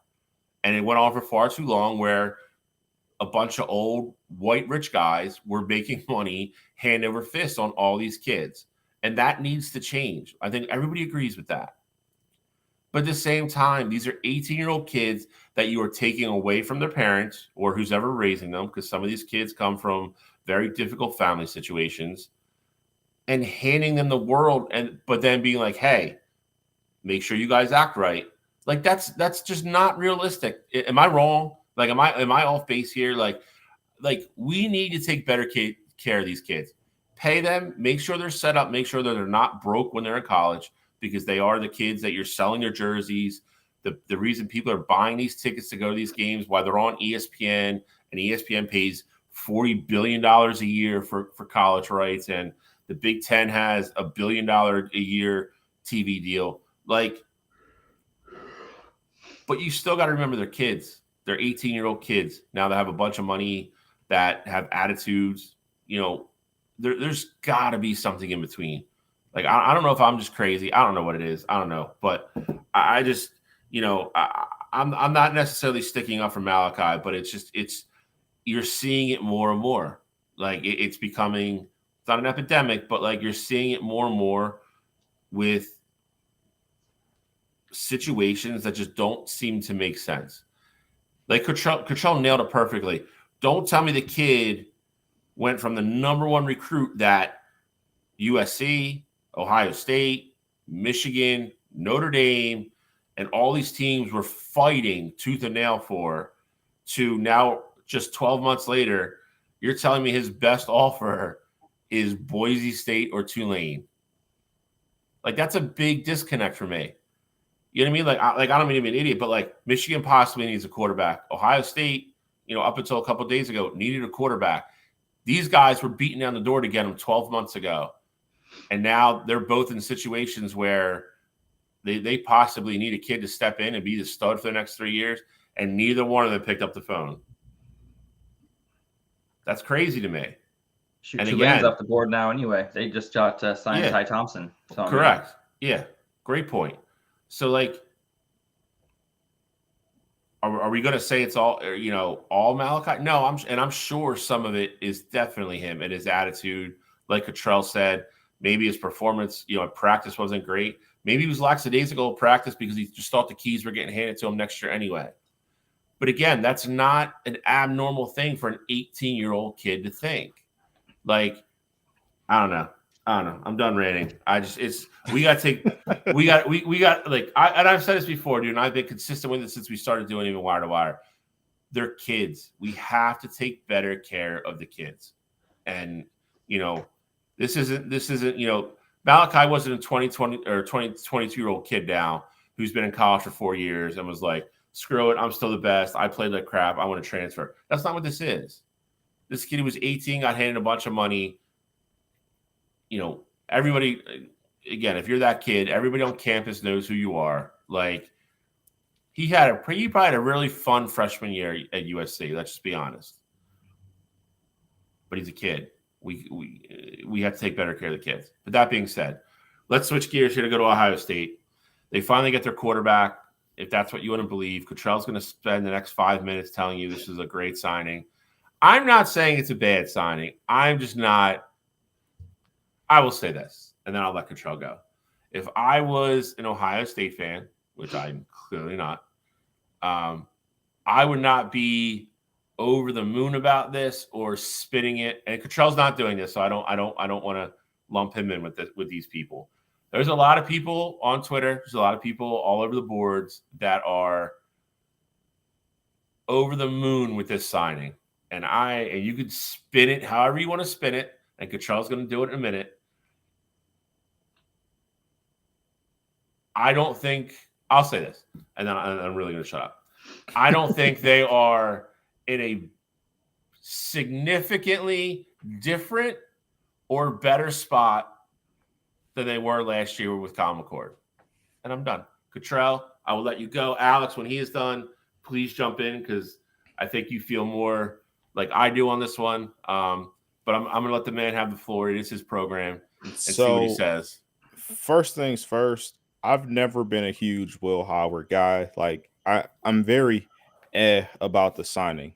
I will say, I said 2 weeks ago when Will Howard first hopped in the portal, before, actually it was during the Big 12 championship game, the only two quarterbacks that I wanted from the portal were Will Howard or Arch Manning. Dante Moore was another one, but that he ended up hopping in the portal after. Another guy that I would have wanted to come to the program. But like, of the quarterbacks that were out there, I would have been okay with like just sticking it out, having the battle between Devin and Lincoln and Aaron next year and figuring it out. Will Howard he brings a different dynamic to Ohio State in the sense of him being a dual threat quarterback. Like now, next year, you will have some more design quarterback runs, which had been a staple in, Ohio State's offense before. Obviously, CJ didn't run the ball a ton, but like Justin Fields and like that's usually when you see Ohio State have their most success, when they have a quarterback that can run and also pass the football. Will Howard, you know what you're going to get with him. I hate that a lot of Ohio State fans are comparing him to Josh Allen just because he's big and he can run the football. Like, it's just dumb. I didn't even see that one. Good Lord. But in the college sense, he has the big arm, he can run the football, and he's going to turn the ball over. So if you want to say it because of that, then I'm okay with that, because that is what you're going to get with Will Howard. He's going to air the ball out. He's going to run the football. He's going to turn the ball over. So if you're saying that that's Josh Allen, then hey, I'm okay with it in that sense. This isn't a move that I think changes like the history of Ohio State or anything like that. But I do think it is an upgrade from what Kyle McCord is, because, I thought we were very limited with what we could do with McCord. There was never going to be a game where McCord could throw for 350 yards and like he be the sole reason why we won the football game. Like, I just never had that feeling with him. I think Will can air it out. He's going to have the best receiving core that he's ever had in his career. And I think Will Howard is a better option than what we currently had on the roster. Undertaker, let's go. I mean, we were talking about bury this take. Bury it. When we Barry, I'm gonna mess it up somehow. Just wait. We were talking. I was scrolling through. We text so much I couldn't find it. I remember when Will Howard first entered the transfer portal. I got his name mixed up with somebody else, and you were like, "Oh, good. Will Howard is yes." Will I said, Rogers. Will Rogers, yes. You're like, Will Howard is terrible. I was looking for the text message, couldn't find it. That's okay. I wish I had it. I put it up as a screenshot for everyone in Buckeye Nation to see. Oh boy, but I couldn't find it. Alex will go digging. I have the receipts here. I have the receipts. What do you need to know? But here's what I'm saying. Will Howard, here's where you're going to struggle next year with Will Howard is he's going to throw 10 interceptions. For sure. Freshman year, 10 interceptions. This last year, 10 interceptions. He hasn't ran the ball too much at Kansas State, especially this last year. With Avery Johnson, they kind of used him as a Wildcat situation. I had Avery Johnson in my Heisman list for next year. So I think Will Howard transferring out, he kind of saw the writing on the wall. And with Avery Johnson taking over. But I don't know. Like I said, has Egbuka announced that he's coming back next year yet? Or is he still not said anything? He hasn't officially announced yet.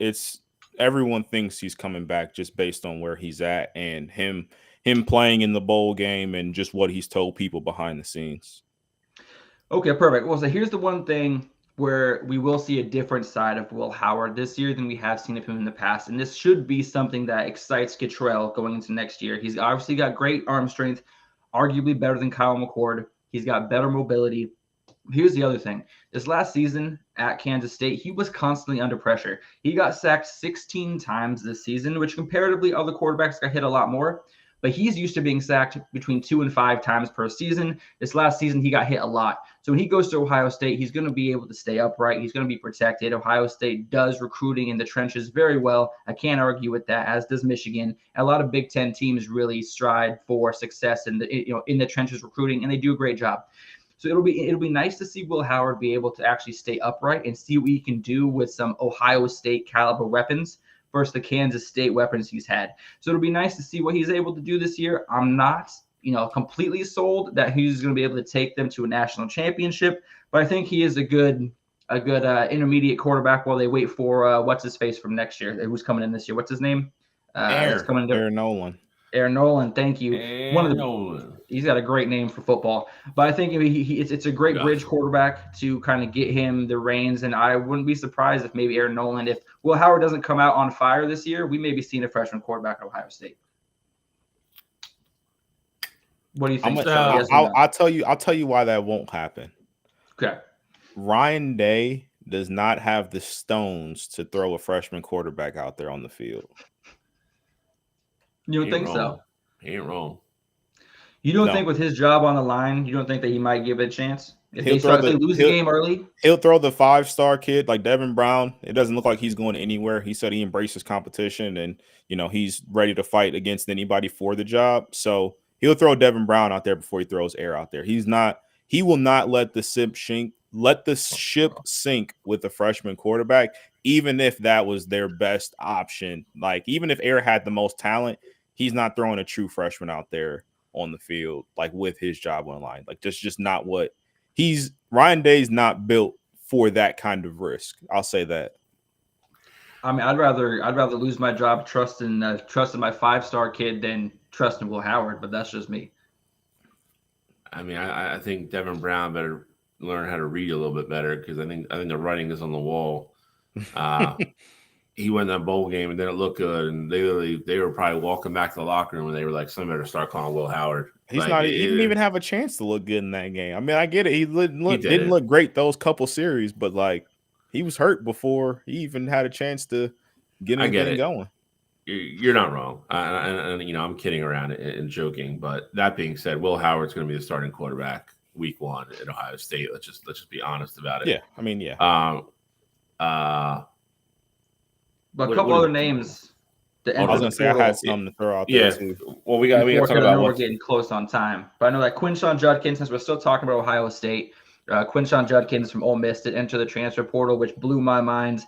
Reading some reports, it did say that they had spent all of their NIL money, and he wanted a chance to make that bag before he left college. Have you guys heard similar situations? Cottrell, you were saying he's tied to Ohio State with a previous teammate. What do you guys hear on your fronts?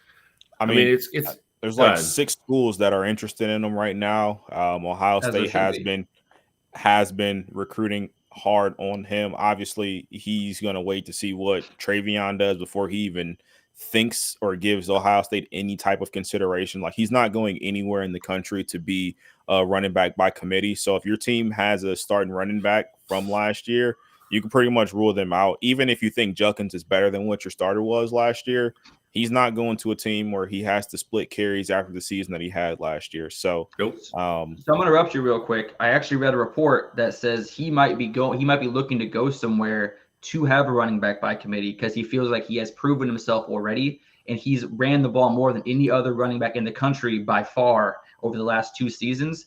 And supposedly he's looking for a little bit of reprieve to save himself for that next level. I think that would make sense. I think that would make sense in theory, but I don't think any running back who is good and has the talent that he does wants to be off the field, especially if he's going to a team that has a chance to win a national championship. Like, if he goes, go ahead, Bill. No, go ahead. I'm going to piggyback on what you said. If he goes to a team like Ohio State or LSU or, just one of these schools that have national championship hopes and aspirations for next year, he's going to want to be on the field and contribute as much as possible to help his team get there. Like, I just think that's the kind of guy that he is. And the reason I agree with that 100% is also you have to look at the way the NFL values running backs now.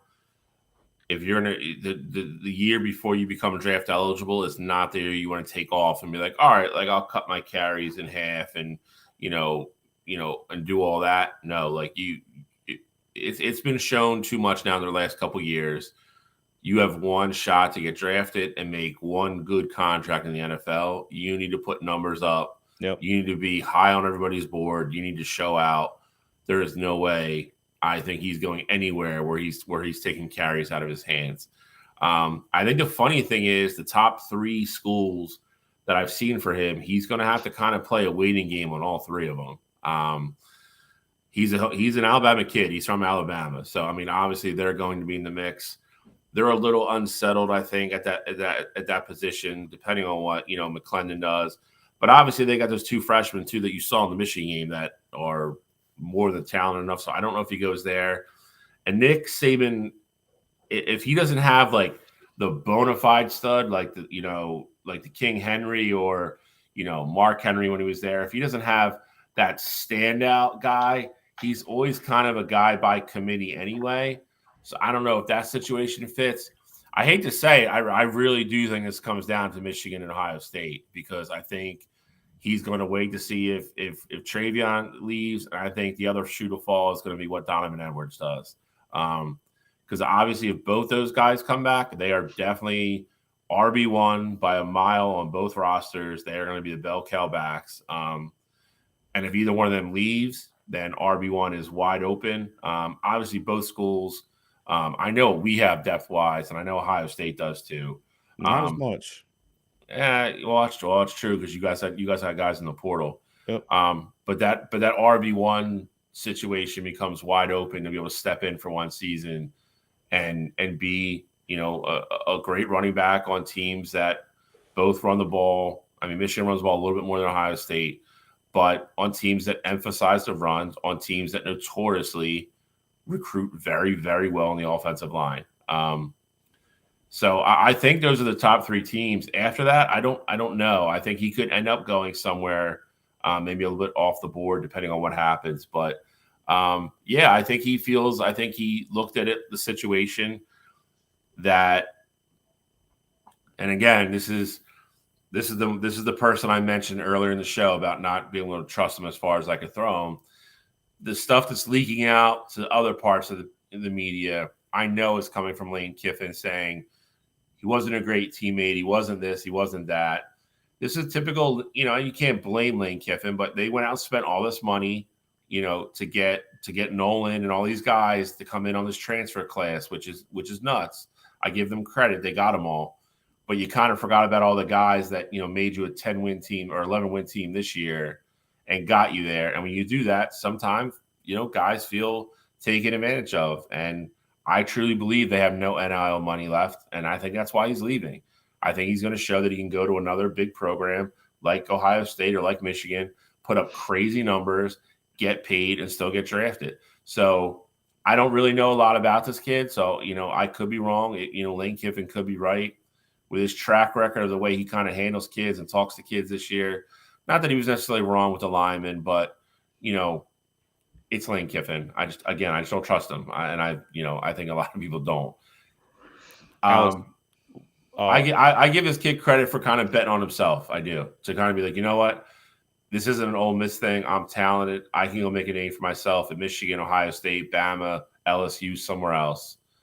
Put up big numbers and get drafted and get what I think I deserve. So to some degree, you have to give the kid credit for betting on himself because he is leaving a very, very, very good football team that is most likely going to make the college football playoff next year.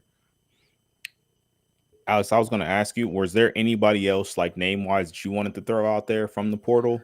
Because I had a couple just to.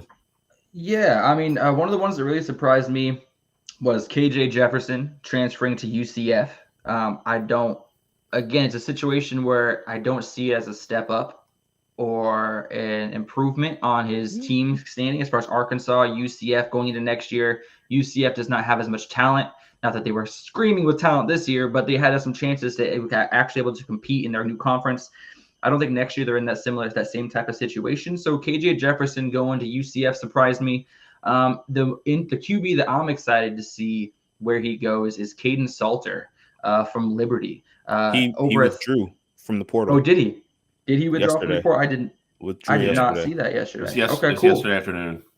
That's why I missed it. Then never mind then, because I was excited to see where he was going to go if he ended up staying in the portal, over 1,000 yards rushing. I figured he might have been a good replacement at LSU. I know they got somebody in the waiting, but it would have been nice to see another year of Jaden Daniels type athleticism at LSU. But never mind, because that is no longer an issue. So no, I'm happy with who we talked about. Cottrell, who you got? And then with KJ Jefferson, the move may not seem like it makes sense. May seem like he's taking a step back. But the other thing too, I think he trusts Gus Malzahn, and Gus Malzahn was at Auburn. Believe he tried to recruit KJ Jefferson when he was coming out of high school. So they have that connection already. And so I think, with Arkansas making all the changes that they have with their offensive coaching staff, maybe he just wanted a fresh start going to someone that he felt like he could trust and, get a good final year before he ultimately tries to go and make an NFL roster next year. That's kind of my thoughts with KJ. Two people that I definitely wanted to hit on: Julian Fleming going to Penn State, former 5-star kid. I think that's going to be a big pickup for them. And then there was one other. Who was the other kid that just hit the portal? Baby Tua just hit the portal yesterday. Yes, Yeah, that's who it that's was. it. I think he's going to end up going to Miami, stay down there with his brother. Miami's been waiting on a quarterback to ultimately fall to them. They probably wanted Cam Ward to ultimately slide there. I think they're going to throw a large amount of money out there for him. And for him to live the life down there with his brother, I think it makes a ton of sense. He's going to be able to air the ball out there and, put up enough numbers to get drafted next year. I thought it was crazy. I saw a lot of people when it was declared, people were like, I have no idea where he's going to go. It's like so late in the portal. I was like, this is the easiest one in the world. Like, There's only one spot. Yeah, Cam Ward declared, so Miami has no quarterback. His brother is literally the quarterback for the professional team in the city. He's going to go in the same stadium. Yeah, literally the same stadium. Like, I was like, this isn't hard. Like, if he doesn't end up in Miami, I'd be shocked. Like, shocked that he's not in Miami. But anybody else you guys want to talk about, or you want to move on? We're down the home stretch here. No, I think that's everybody I had, at least for this week. All I right, mean, well, still a couple dominoes to fall. Like Ollie Gordon is one of them that still going to be a Gordon, big one. I think he's in the same boat as Bumpkins. I think he's got to wait. I think till the end and really see where, who is definitely coming back, leaving, and then I think after the national championship, the week of, I think late next week we know where both those guys are going. Like, I think by the time we come back on air, both those guys are committed. It's crazy that he's transferring Ollie Gordon because obviously the quarterback is coming back for a 7th year, which is absolutely crazy. But they're returning, 17 starters from a Big 12 championship. Obviously they lost, but a Big 12 championship caliber team. So, I mean, that's a lot of weapons returning for Oklahoma State.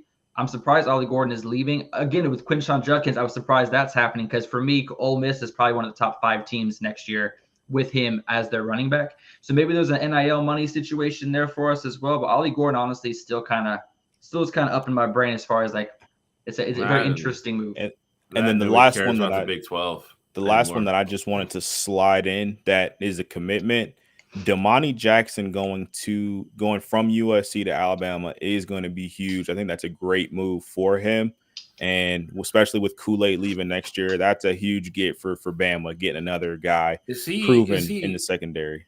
I know he's crystal ball. Did he actually sign? Yeah, I'm pretty sure he's committed. I didn't think that he committed yet. It's going to be a violation, but neither here nor there. We'll talk about that later. All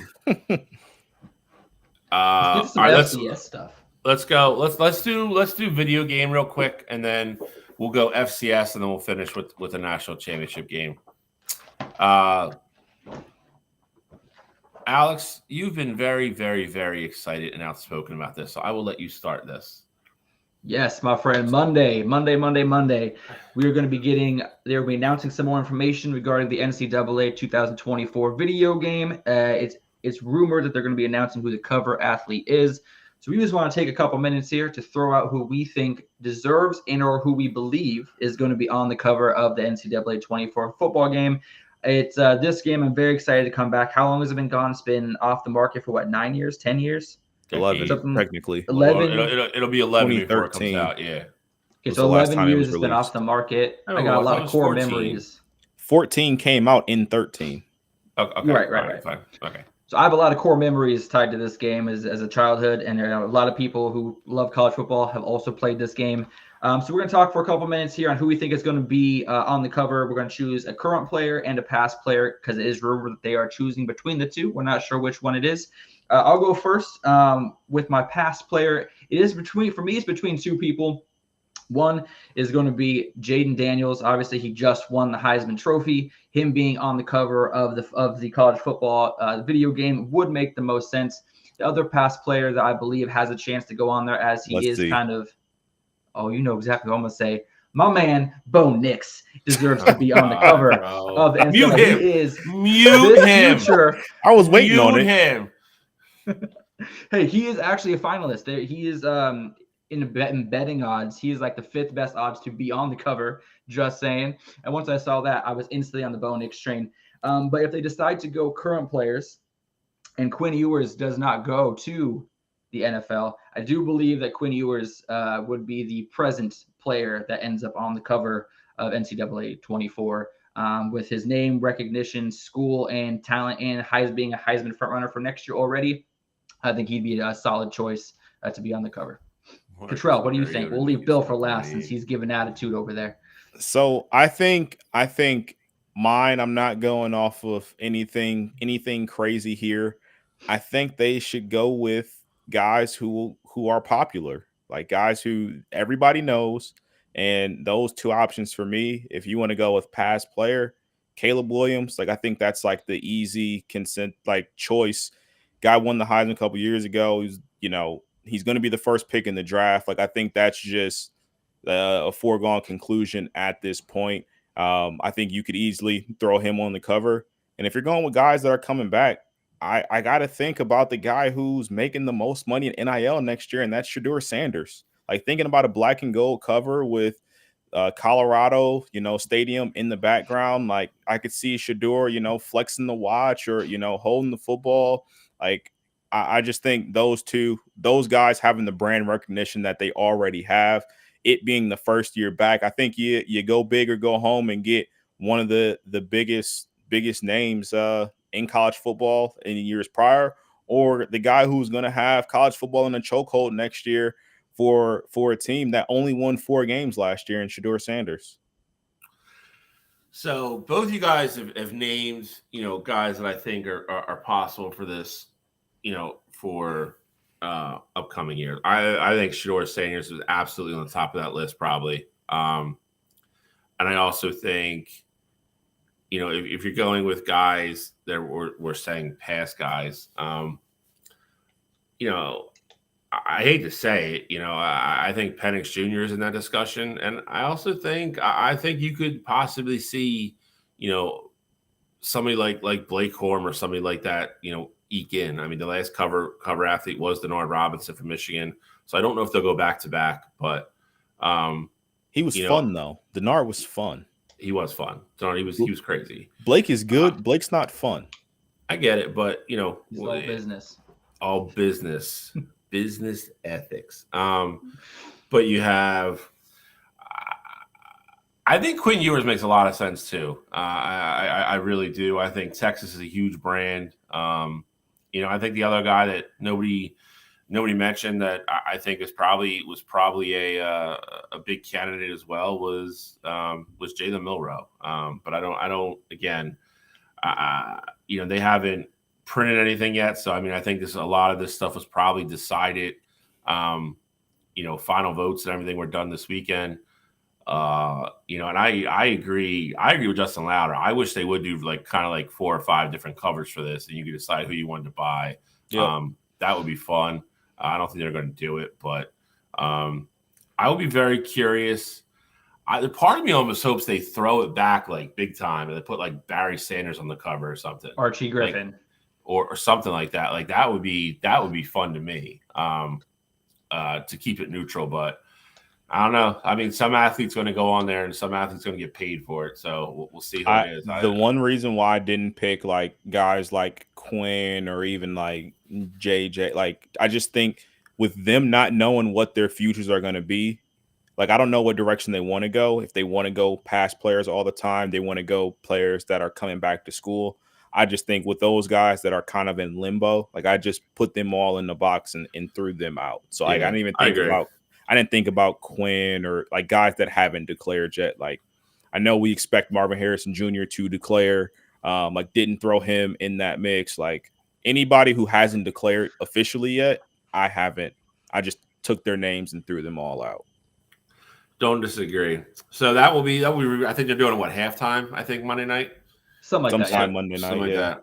So look forward to that. Look for the commercial. I mean, it could just be a commercial where they reveal it too, during the game. I'm sure it'll get brought up on the broadcast because it's a big deal. But let's switch gears real quick. We got a couple minutes left here, and we still got to preview the championship game. So let's go to the FCS championship game, which can be played Sunday down at Frisco, Texas, at Toyota Stadium. Yep. You have the 13-1 Montana Grizzlies, known as the Grizz, versus the 14-0 juggernaut South Dakota State, and they have one of the best mascots in college football, the Jackrabbits. I love it.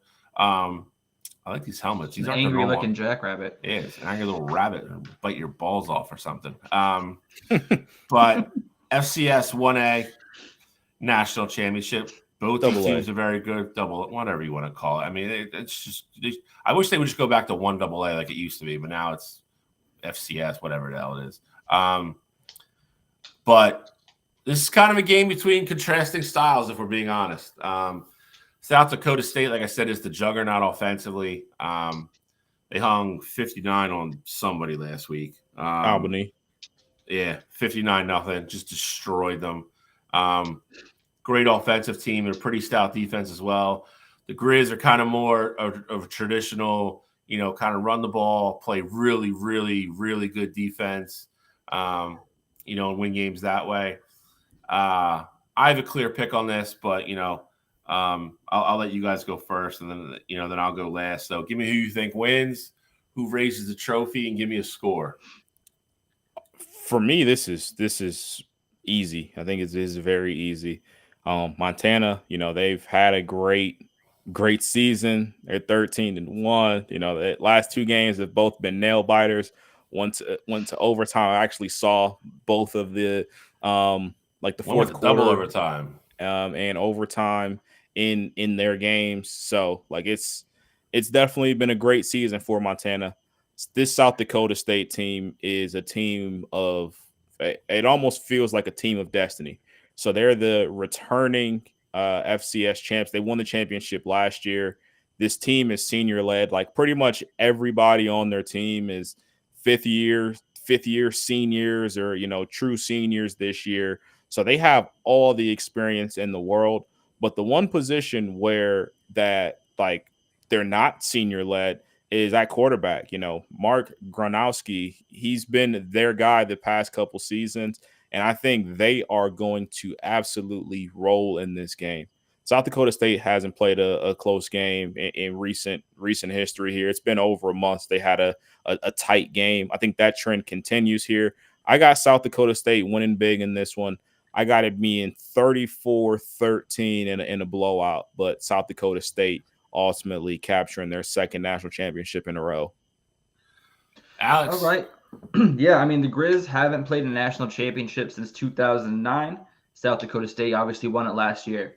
The Grizzlies, on the other hand, offense has been looking fantastic, scoring 30-plus points in the last two playoff games. Just like Cottrell said, both of them overtime thrillers. Bill, you kind of said how good the Grizzlies defense have been this year. Well, I'll tell you one thing. The Grizzlies defense has not been good as of lately, giving up 29 points, 28 points, and then 19 points to a really poor Delaware team. Yes, it was the FCS championship second round, but Delaware was a team I think really kind of snuck in there for me, and in my opinion, as far as talent and caliber. Montana's been playing great. I have a lot of fans coming into my work of Montana. Have kids that play for the Grizz are just thankful to be in this situation. Even the parents are talking about how South Dakota State's going to kind of run all over them, but that they're happy to be in the situation. I don't think this game's close. They've won, 28 straight wins. They're basically the Georgia of their division, and they're going to run over this game. I'm thinking it's like a 42-14 game. It's probably over by halftime. Yikes. All right. Well, that being said, though, I agree with both gentlemen. South Dakota State, this team is loaded. I mentioned it earlier. Cottrell already brought up Mark Gronowski, their quarterback, 28 touchdowns to 4 interceptions. Isaiah Davis, over 1,500 yards for the year. He's averaging 7 yards a carry, kick and scoot, man. Grizzlies, I think it's one of those situations where they made a great run to get here. Cottrell mentioned it. They went overtime 2 games ago. And then last week, double overtime to win to get here.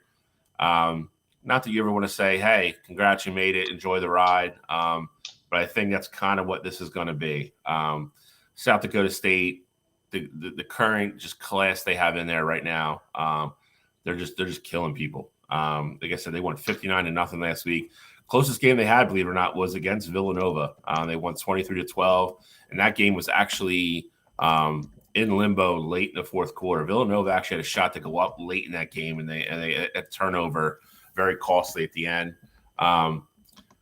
Alex, I love the Delaware hate, just because simply they try to steal our uniforms and their helmets. So screw Delaware. But I agree with both these guys.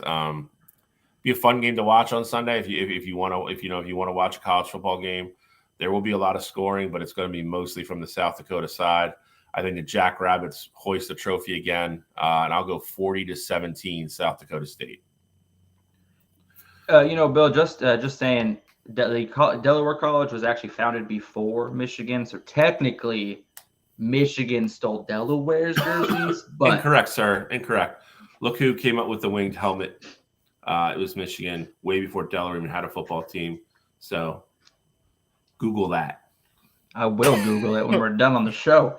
Speaking of winged helmets, we're finally here. Winged helmet. We are here. The national championship football game Monday night. Houston, Texas, the number 1 seeded Michigan Wolverines versus number 2 seeded from the Pac-12. Finally, someone from the Pac-12 stepped up. Washington Huskies. They're not even the Pac-12 anymore. We're claiming them. This is an all Big Ten national championship. Are we just taking them? All right. Yeah, we're taking them now. All right. I'm fine with that too. Alex, I don't want to hear nothing from you either because you're one of us now, buddy. Alex, we're still in Pac-12 play.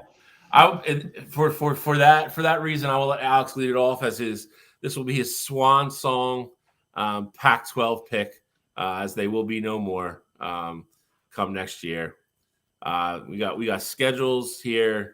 We got all kinds of stats. Alex did a great job here for these slides. So Alex, break it down. Tell me what you're thinking. Give me your score. We'll go to Cottrell, and then I'll finish because everybody knows who I'm picking. So.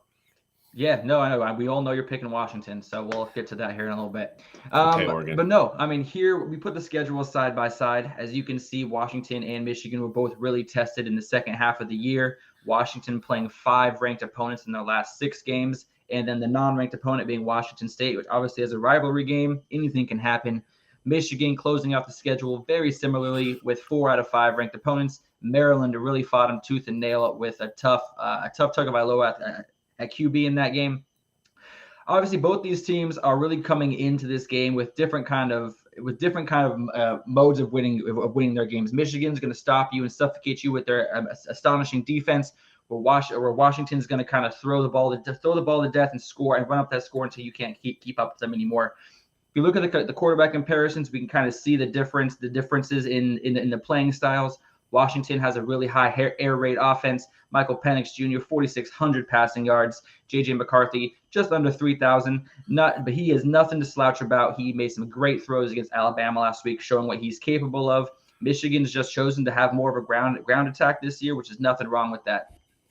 Michael Penix Jr. has 9 interceptions this year. J.J. McCarthy has done a fantastic job of kind of controlling the ball, not forcing turnovers, not putting Michigan in bad situations this season. I do anticipate that this game coming up, we're probably going to have maybe 1 turnover that's going to really kind of tell the difference in this game. But I think both teams are going to be able to take care of the ball really well.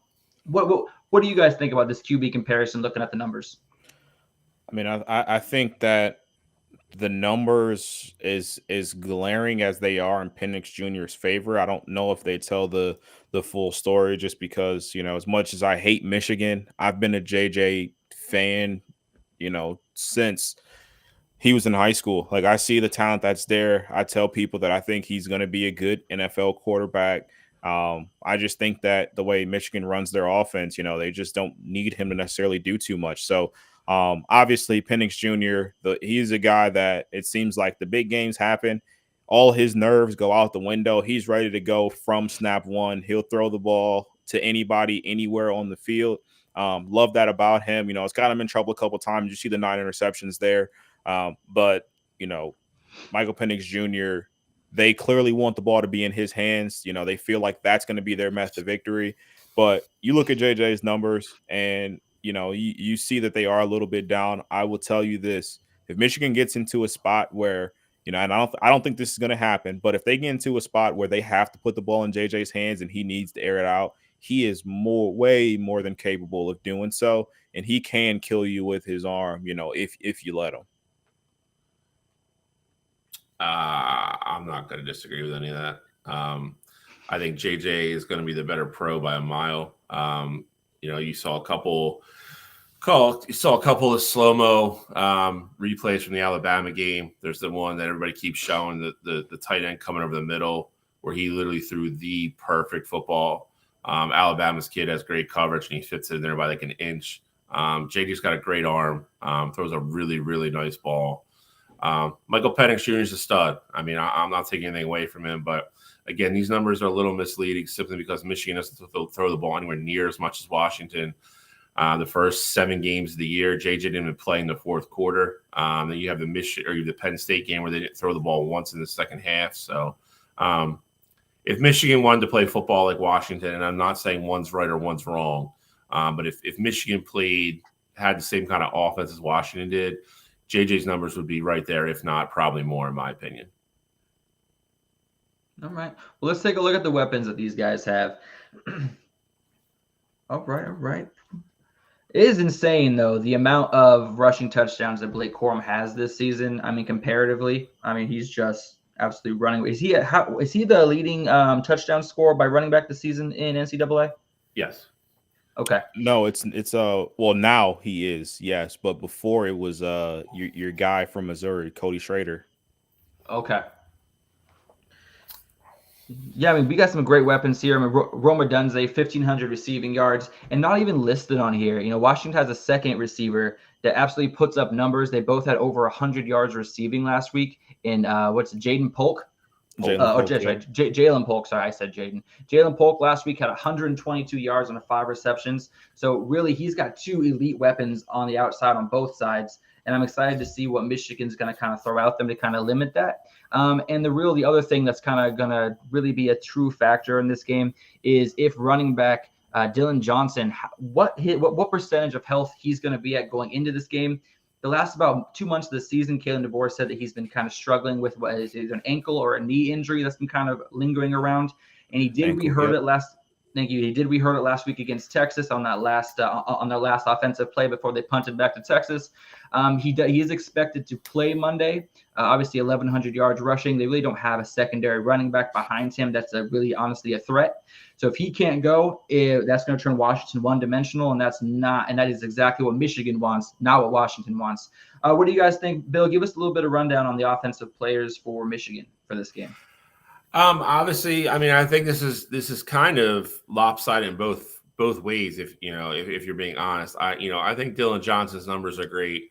You see Blake Corum's there. He actually has less yardage, but at the same time, you see the disparity in touchdowns. But you're also not factoring in Donovan Edwards' numbers behind that as well. So it's really like 32 touchdowns and close to 1,800 yards between the two of them.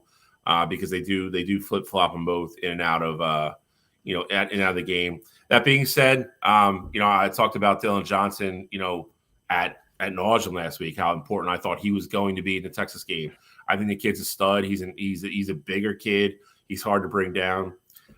I will say this: I'm not saying the kid's not going to play Monday. I think Kellen DeBoer is a little bit of gamesmanship here. Because they really don't have anybody behind him, and he doesn't want Michigan to know, what the game plan for. I think him being anywhere close to 100% is far-fetched if you're a Washington fan. Being a little bit banged up and working on something that you've been dealing with all year is a little bit of a far cry from getting carted off the field. He was in a lot of pain. I find it very hard to believe he's going from getting carted off, not being able to walk, to playing Monday night in any kind of great capacity. I hope the kid can play. Again, I'm a fan of him. That being said, I think it's Kellen DeBoer just kind of keeping things a little close to the vest, as he should. I think the other matchups are interesting. I think Washington's secondary is nowhere near as good as Alabama's. So I do think Cornelius Johnson and Roman Wilson are going to be able to get a little bit of separation, and JD's going to have better windows to throw the ball. The most interesting matchups of the night by far, though, in my opinion, are Odunze versus Will Johnson, who has been great all year against everybody. Alabama just was like, we're just not throwing the ball to that side of the field. Ohio State went at him a couple times, but that was also because they had, Marvin Harrison Jr., obviously. And he held him to 1 catch before he got hurt. Odunze versus Will Johnson, and then obviously Polk versus Mike Wallace on the other side. is going to, you know, probably determine a big factor of what happens in this football game.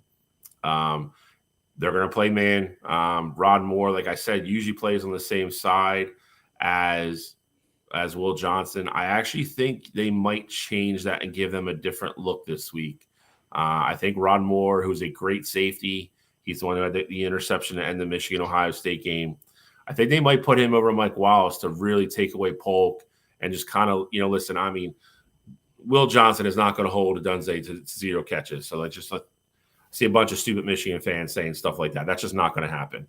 But I think if you get, you know, you say give Odunze 7 and 70 with no touchdowns and then really concentrate on helping Mike Wallace over the top with Polk, if that's what they do, then I think Washington's in a lot of trouble. Odunze, I think, is a stud. I think he's a top 15, top 20 pick in the draft.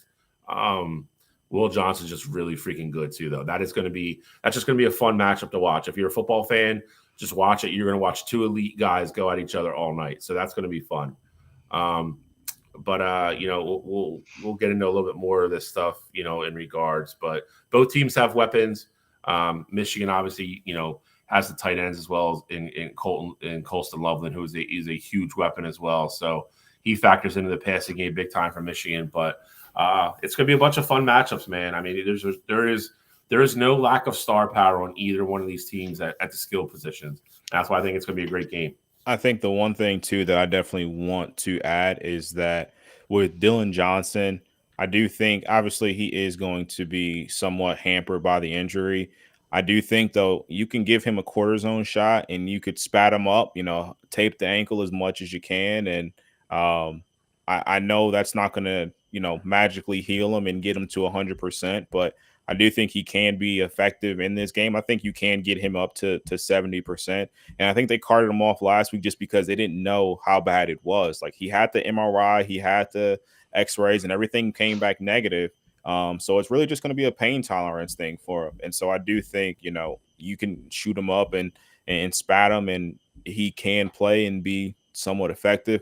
The issue that you're going to run into is that you just don't want it to get re-aggravated. And so it just really depends on how much, you know, Michigan's going to dominate the trenches there. I mean, Dillon Johnson only had 49 yards last week running against that Texas defensive line, which is great. Michigan's going to have the same kind of success up front as well. So you just really got to hope that he doesn't get twisted up in there. And then I do think what will be the interesting thing, you know, you talk about Odunze versus Will Johnson. I think the matchups in total, it's going to come down to how much Michigan runs their man coverage and if they get out of that. Like, I think Washington has the talent to get some big plays, especially if they have the one-on-one matchups with some of those guys in the Michigan secondary. It's just going to be what adjustments does Michigan make and how much success do they have getting after the quarterback.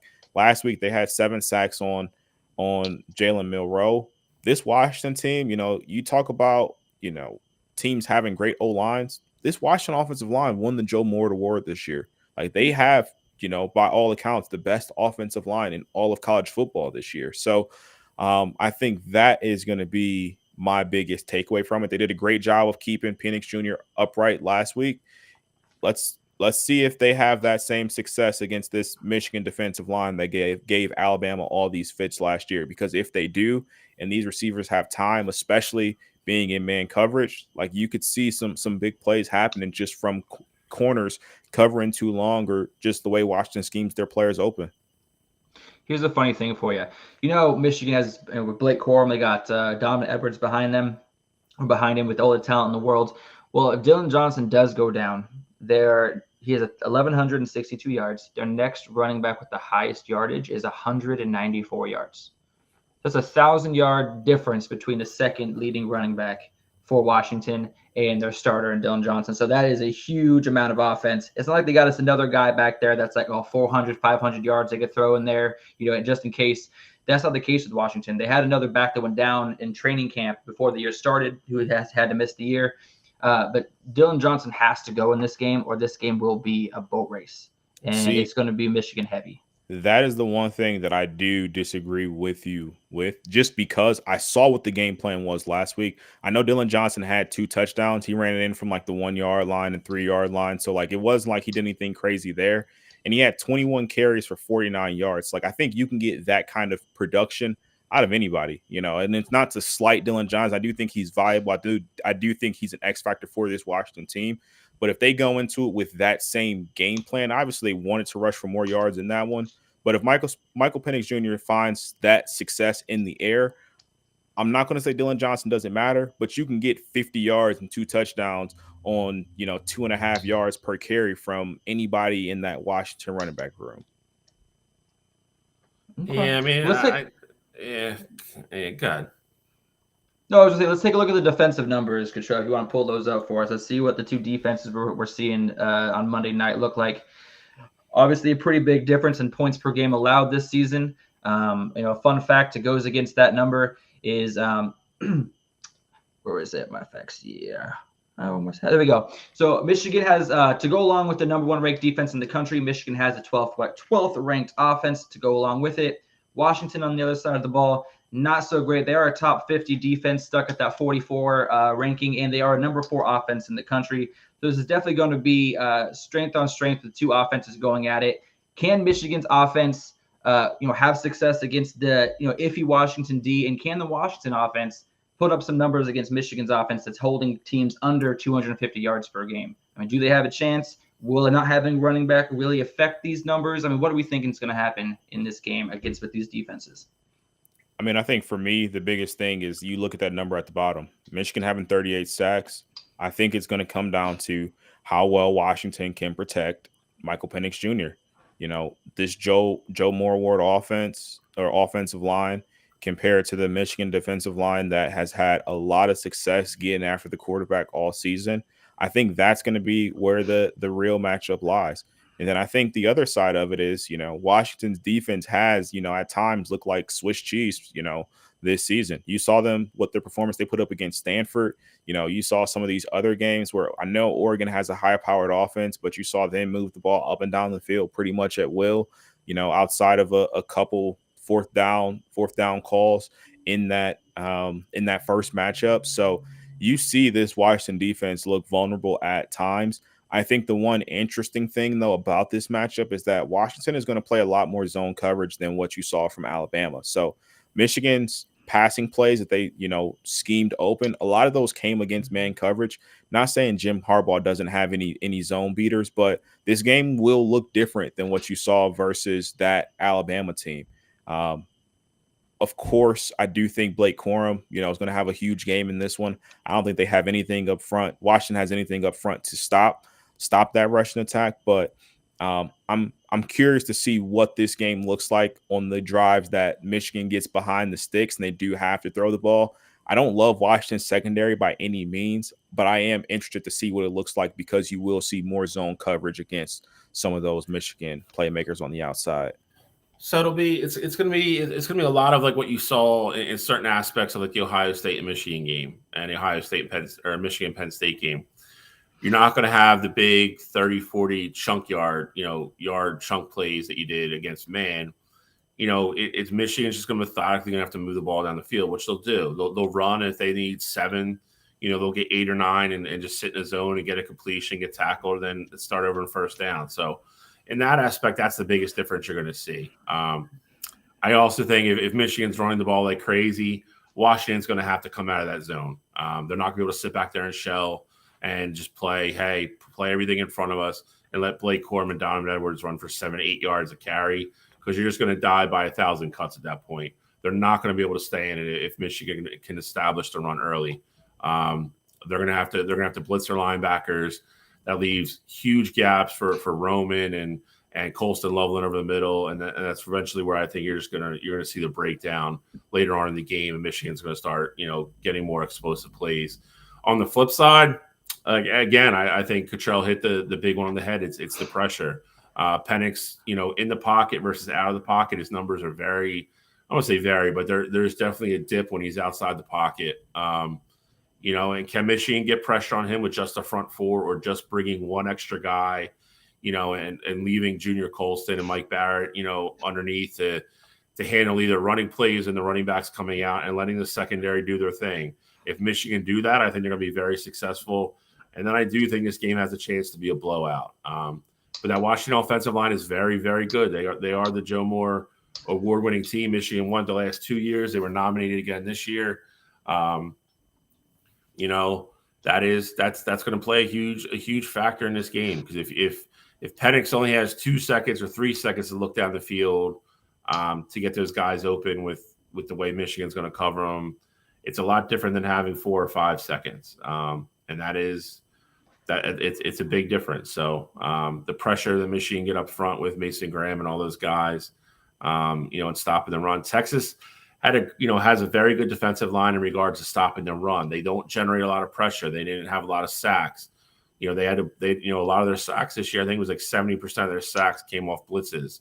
Michigan doesn't have to do that. So if Michigan doesn't have to bring the extra guys, that's a huge advantage for the Wolverines. Like I said, I think it's going to be a battle of matchups like it always is. And I think there's just more in favor of Michigan than there are Washington. Yeah, I mean, this game definitely favors Michigan's playing style. The last 2 games Washington has played against Texas in the college football playoff, obviously, and then the Ducks in the Pac-12 championship game, they're allowing 6.4 yards per carry between the 2 games against the Ducks and Texas. And with Michigan being a run-heavy team as they are, with the 2 Blake Corum and Donovan Edwards in the backfield, I think Michigan's going to run the ball pretty heavily this game. I don't watch Michigan like you do, Bill, but I'm almost seeing this game going exactly kind of how you said Ohio State-Michigan game did, where we may see J.J. McCarthy throw very minimally as Michigan tries to kind of control the ball, use their strength up front to kind of push Washington's defensive line around. And ultimately, they could easily average 7 yards per carry, just like Texas and Oregon's had success with. As far as that run game goes, I mean, do you see it any differently, Control? I mean, I think Michigan definitely has the advantage in the rushing attack. I do think that, Michigan will be able to run the ball at will versus this Washington defense. But it also depends on what their game plan is, because, with Washington, you bring up the Oregon game. The first game, Bucky Irvin had 127 yards.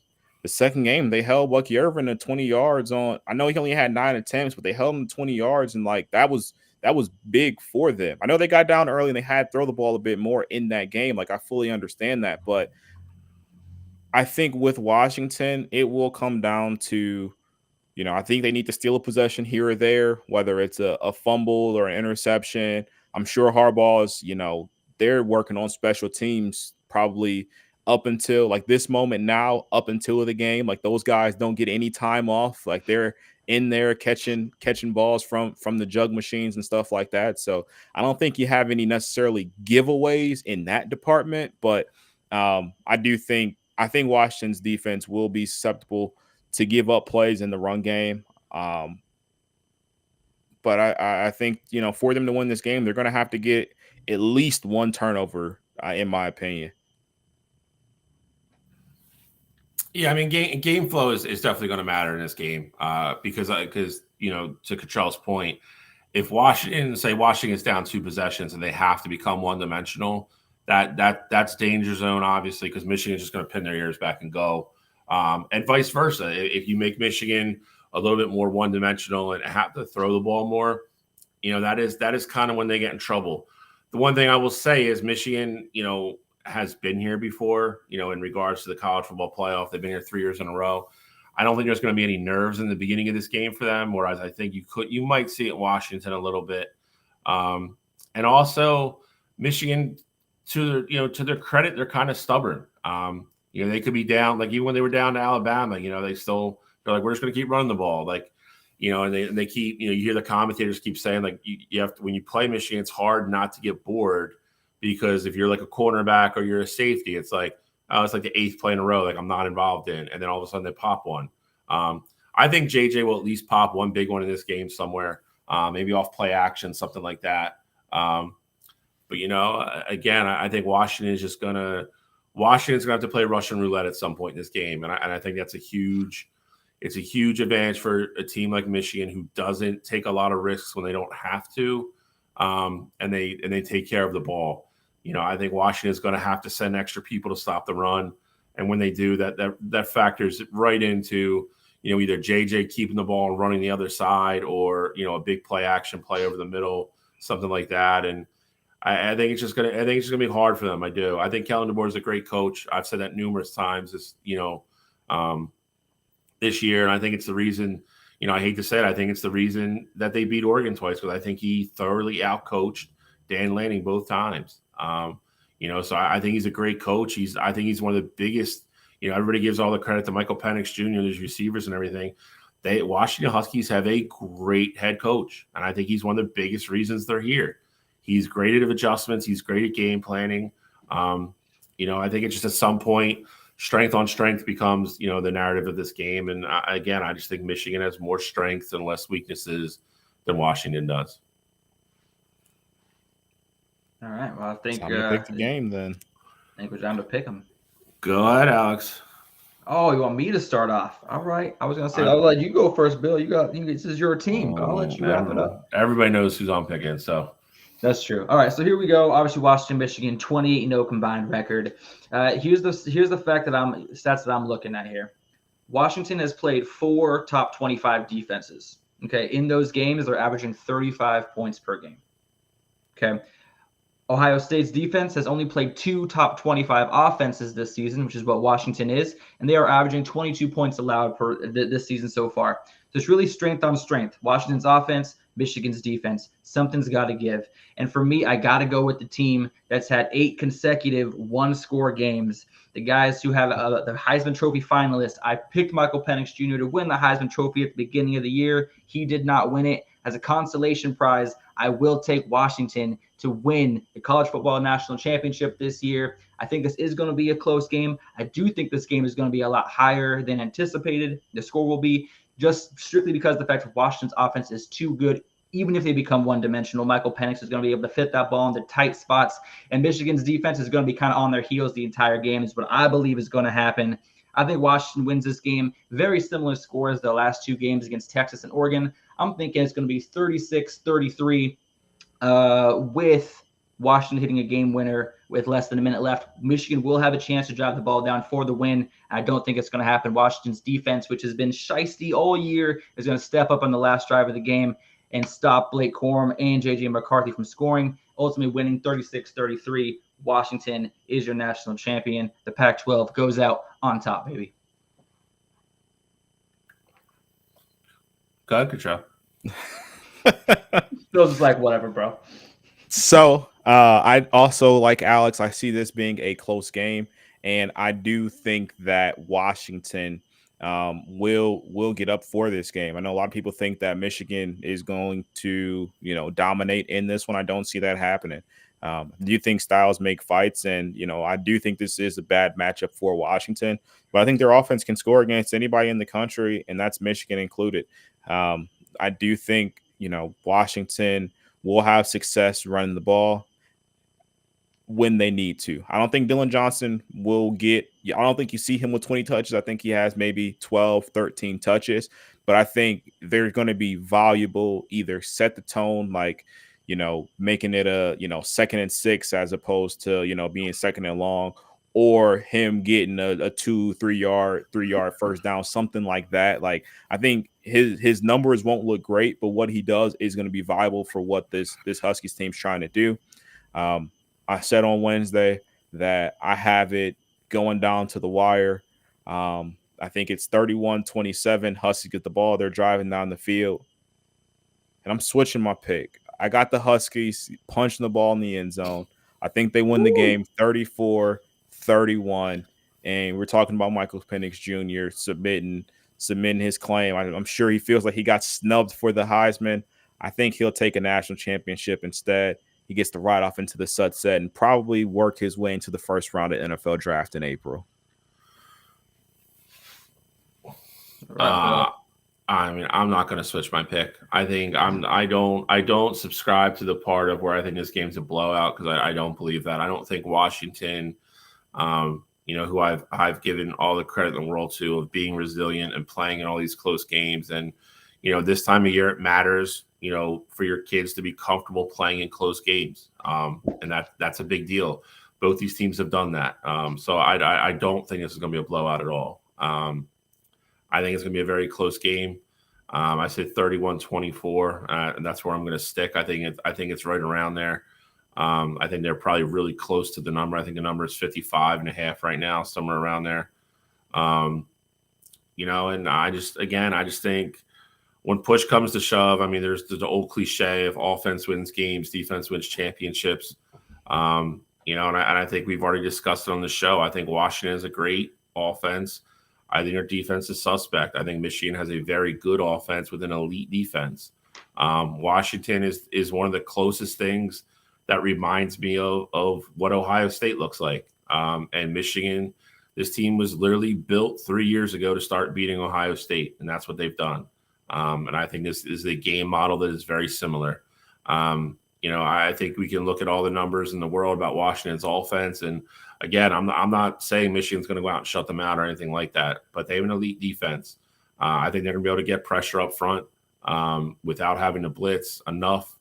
And when the push comes to shove, I just could be wrong. I mean, they're going to play the game Monday. I mean, we could sit here and talk about it all we want. I don't think Washington's defense can hold this team under 30 points. I just don't.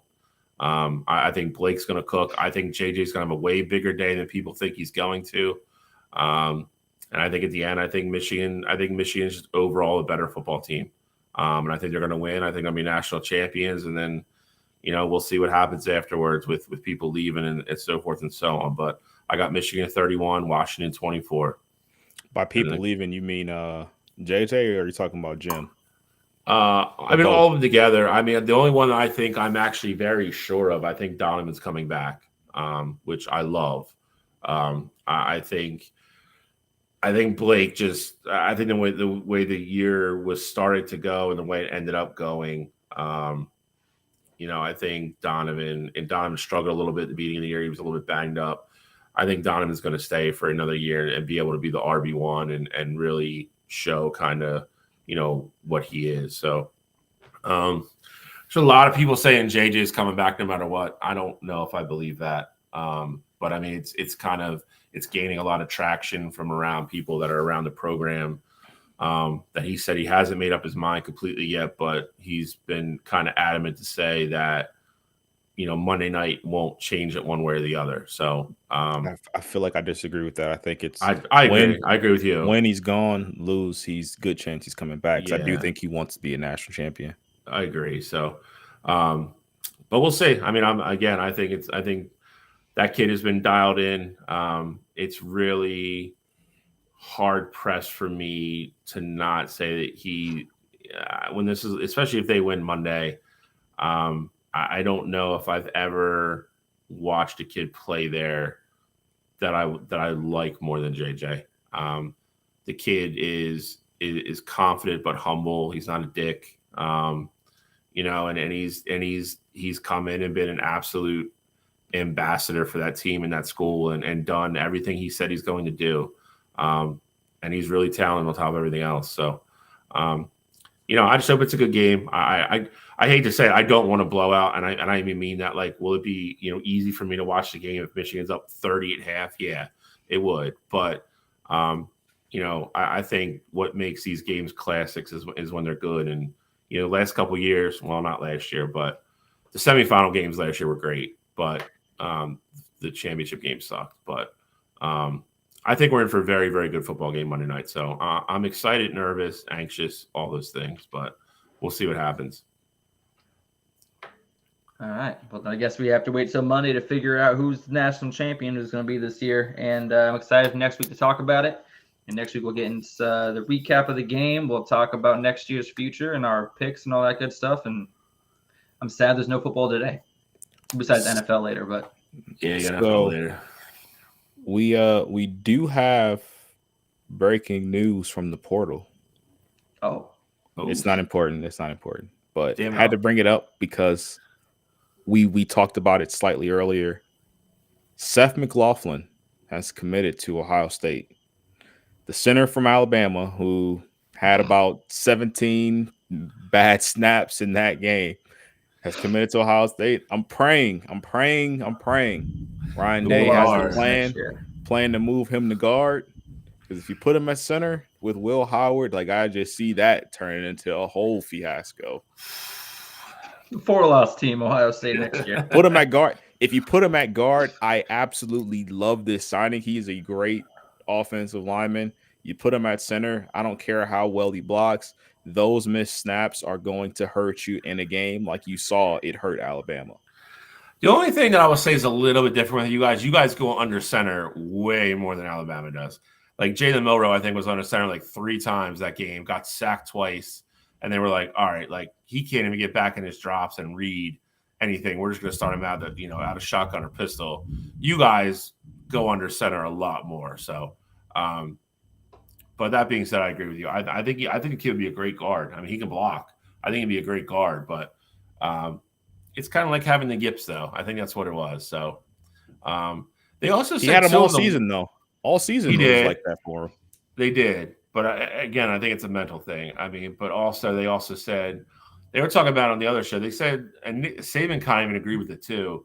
He said 2 of them really like weren't his fault. That like he just snapped them, and like Milroe didn't think the ball was coming yet. They weren't really bad snaps per se, but I think I still think he projects better as a guard. I do agree with Cottrell. We both said the same thing right away. But that's it. We'll give the FCFC. There are two big championship games left. We'll recap both next week. I will either be here smiling. I might even put that damn helmet on if they win and do the show with the helmet on. If they lose, I might not even be here. I don't know what to tell you. I mean, this might be a 2-man show next week. Because I am sure as hell not prepping a Michigan loss show. So. We had to prep our lost shows, all right? He had to prep the Ohio State loss. I had to do 2 lost shows, all right? So I don't want to hear it. Alex, I know you're not used to being in like super huge games like this, but it's just different. It's just different. Cottrell knows it's just different. It is different. It's different. So it's a higher level. It's like breathing air here versus up here. I know. You guys I was in hell. How do you think I felt last year? National championship was literally in our grasp. And then the ball dropped, and Ohio State's season was over, and I had to watch Georgia go to the national championship game, and then I had to do a show that Wednesday with these guys. Like, it is different. Because I was in the same boat as you last year. We lost to TCU. The asshole last year was Gene and his Bulldogs, because then they're like, I'm gonna win by 45 now, and then we know you are, Gene. Like that was the hardest part of last year. But no, I mean, I don't want to think about it. I'm not even gonna put it out in the universe. If Michigan loses, I'm just telling you, I might not be here next week.